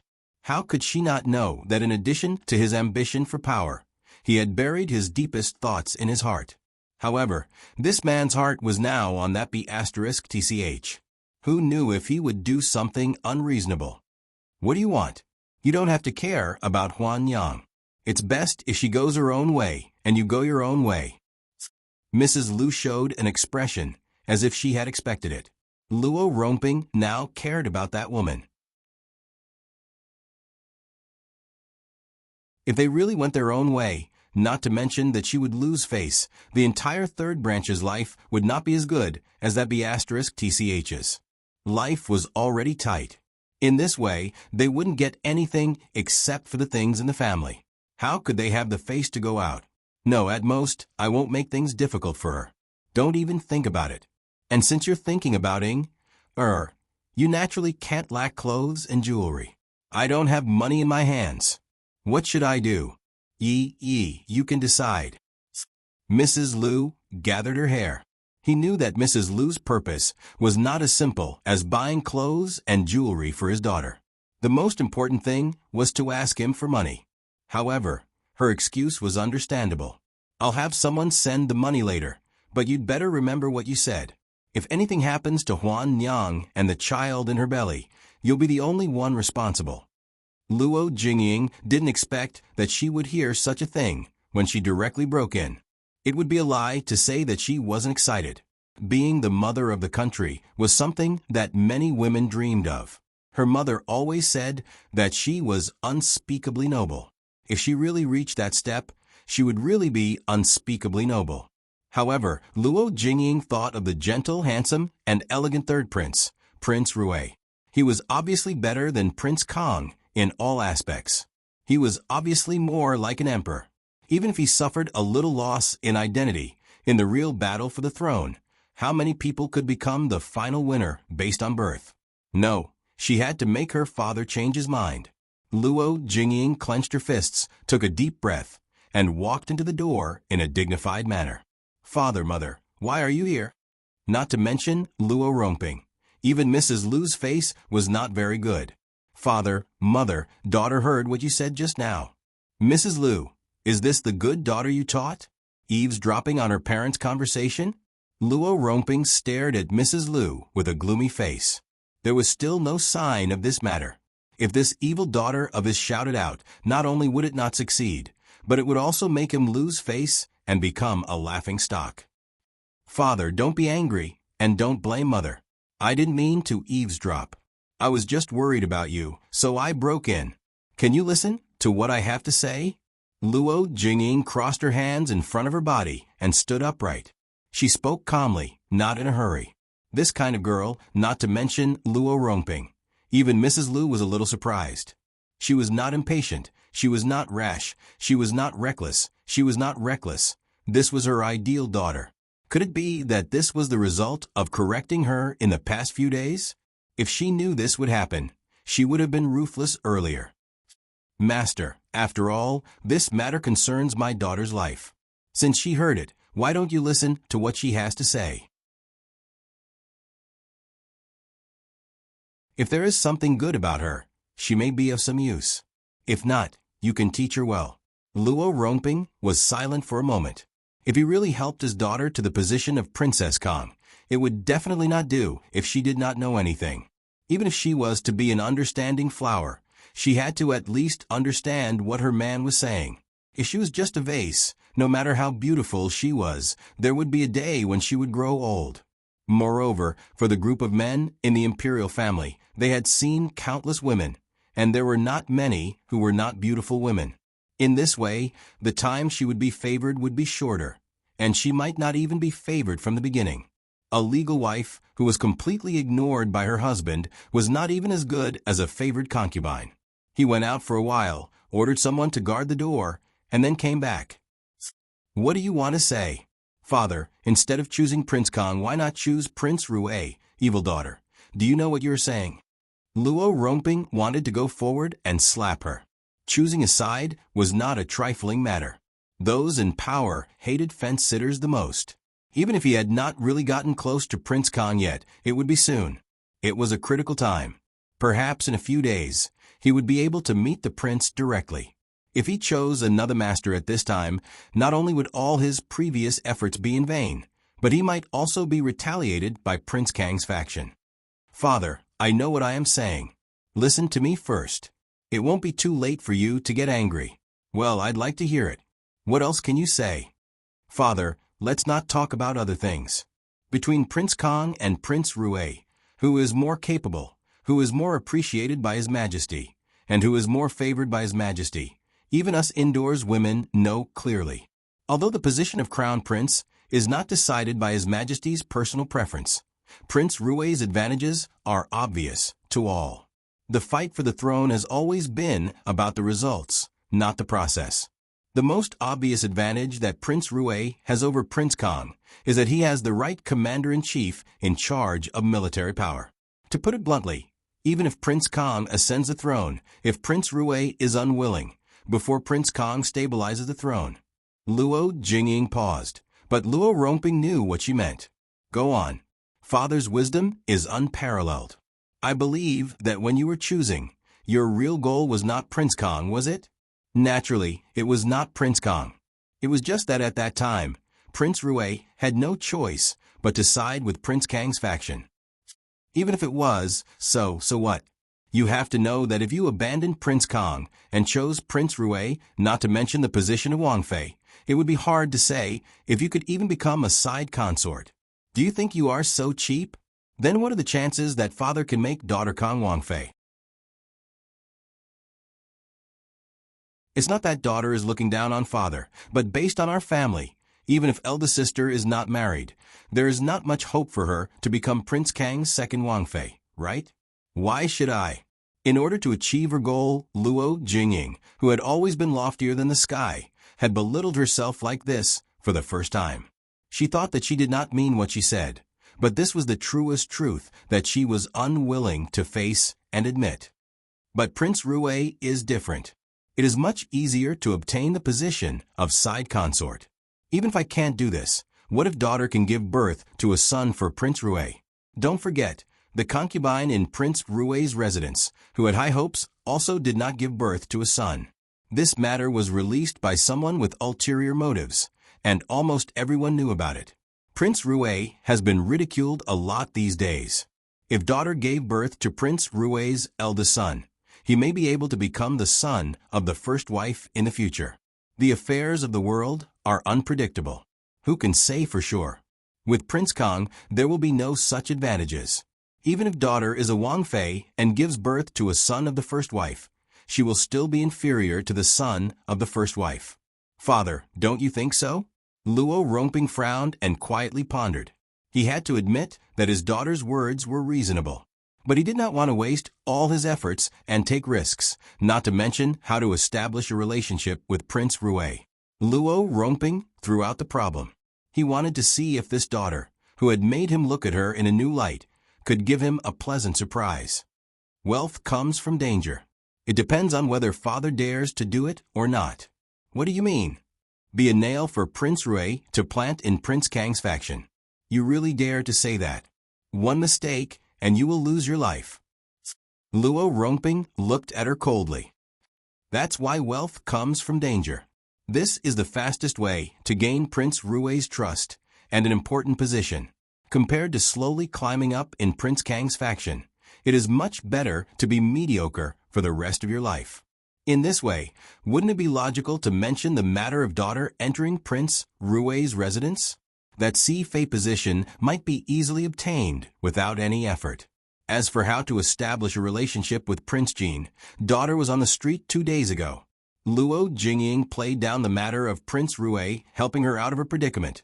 Although Prince Rui doesn't care about a colored glass lamp, we can't not care about it. Father, use this as a reason. There must be a way to establish a relationship. Lu Shi slightly narrowed her eyes as she looked at her own daughter.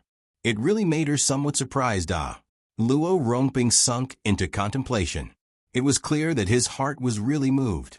Previously, when he mentioned to Lu Shi about marrying his daughter to Prince Kang, he did have that idea. He said it so solemnly. But wasn't it because Lu Shi didn't understand the outside world? In fact, he was very clear that to achieve his wish, the possibility of daydreaming was higher. He mainly did it for Huan Yang. He hoped to use this as a condition to fool Lu Shi and make her restrain herself a little. He just didn't want to accidentally hit the road and get an unexpected harvest. Father will think about this matter carefully.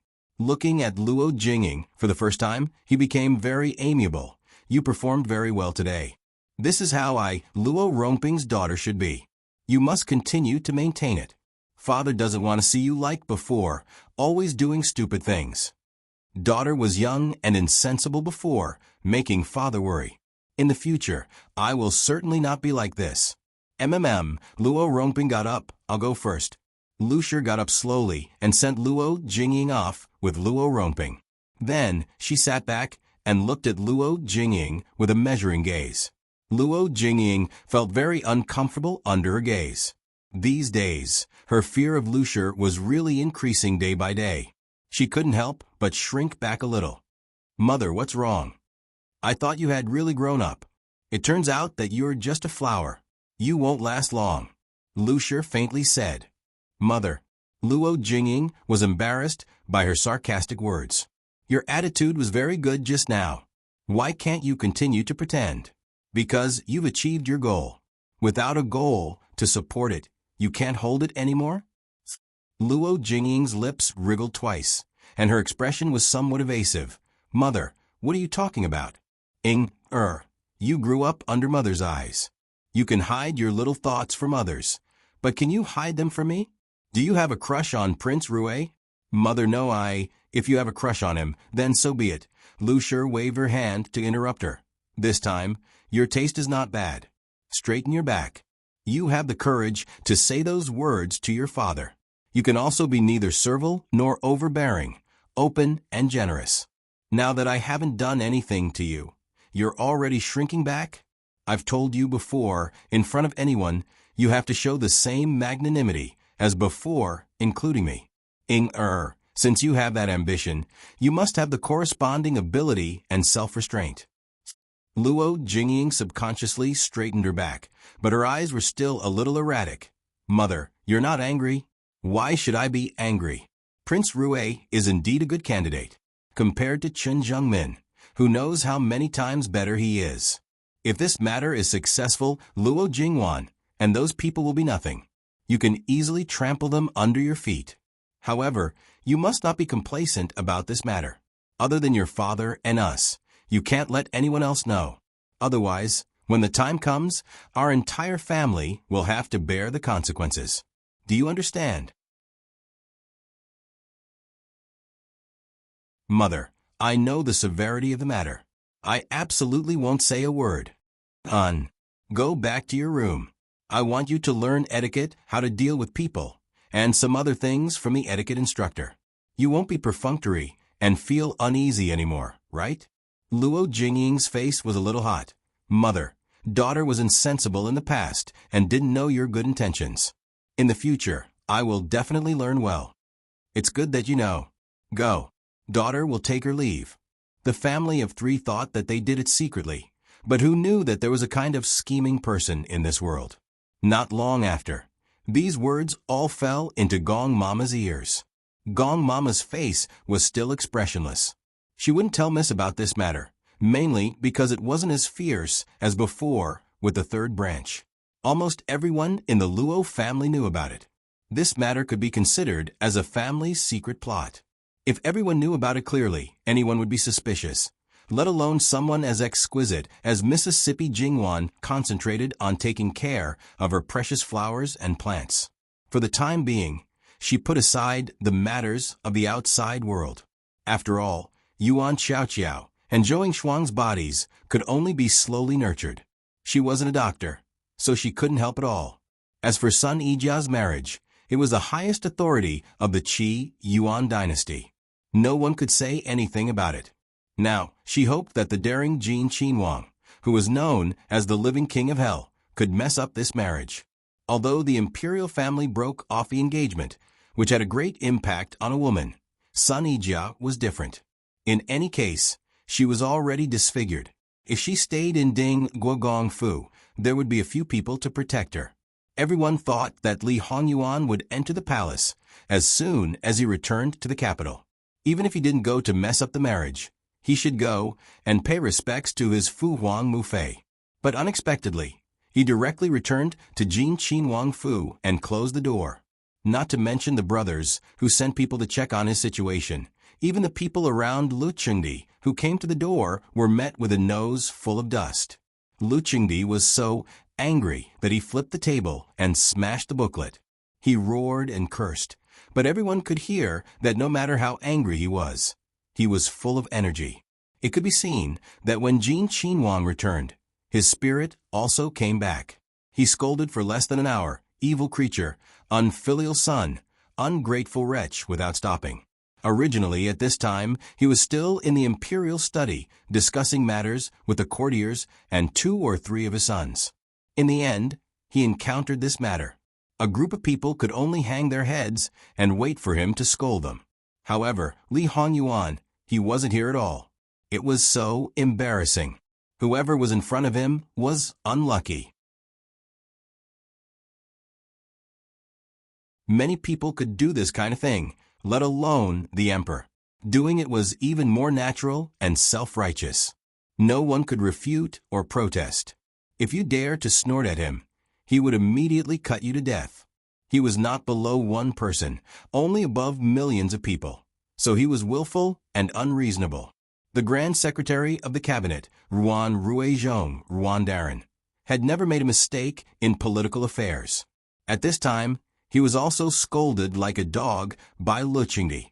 To say whether he resented the main culprit, Jin Qinhuang, in the beginning, there might be, but time after time, he had long gotten used to it. No matter how angry or resentful you were, it was useless and would harm the body. The best way was to listen and wait for Lu Qingdi's anger to subside, or wait for Jin Qinhuang to enter the palace to let Lu Qingdi transfer his anger.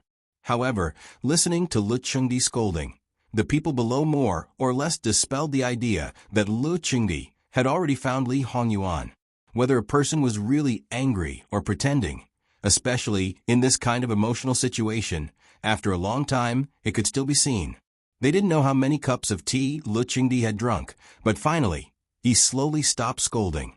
After scolding, the political affairs had to continue.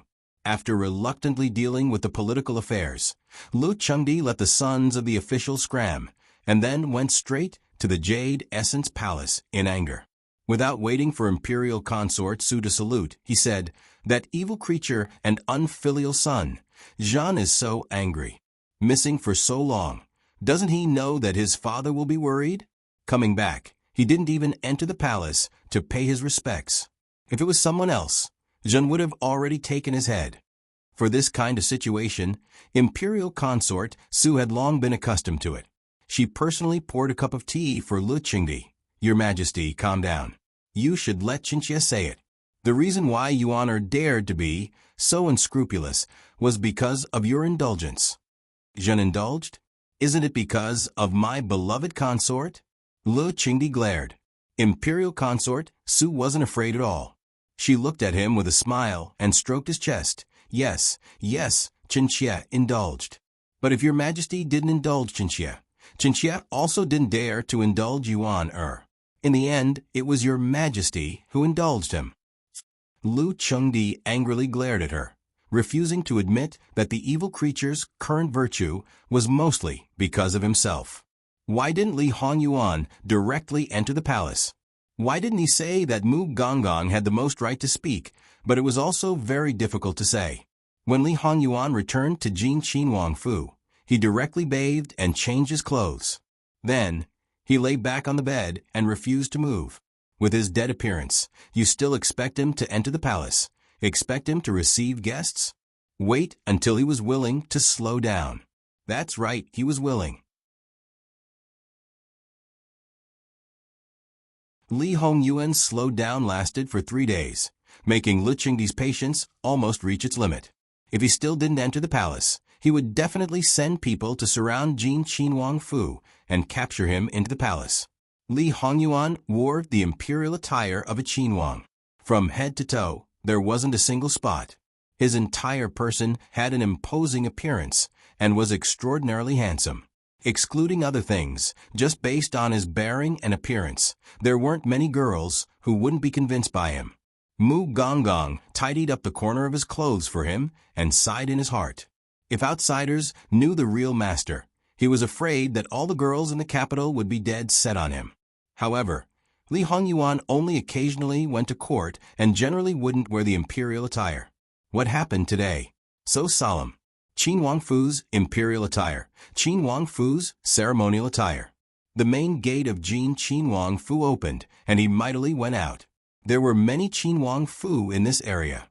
One by one, they quickly knew that this person finally went out after returning to the capital, and was preparing to enter the palace with such momentum. They were all Qinhuang, so their imperial attire and ceremonial attire were the same. They wore the imperial attire and used the ceremonial attire frequently. However, they only used it occasionally. Sometimes, they wouldn't see Li Hongyuan use it once in a year or two. But once he used it, it gave people a different feeling.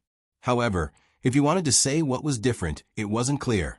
When Lu Qingdi learned that Li Hongyuan finally entered the palace, he was overjoyed and couldn't help but stand up. But he immediately thought of something and angrily sat back down. That evil creature still knows to enter the palace. When he comes, let him kneel outside for 2 shurchen. 1 shurchen equals 2 hours. Then, not long after, the people below told him, "Emperor, Jin Qinhuang went to Yuchui Palace." Lu Qingdi almost smashed the imperial desk again. Digression. https://www.bicken.com/11/11807/6652967 HTML chapter error. Click here to report. Registration is not required. We will deal with it as soon as possible. After reporting, please wait patiently and refresh the page. Please remember the domain name of this book, www.bicken.com. Biku Mobile Reading Website, mbicken.com. That you're tuning in to the Echo Reads YouTube channel. Don't forget to subscribe and join us on this journey to catch the most captivating stories.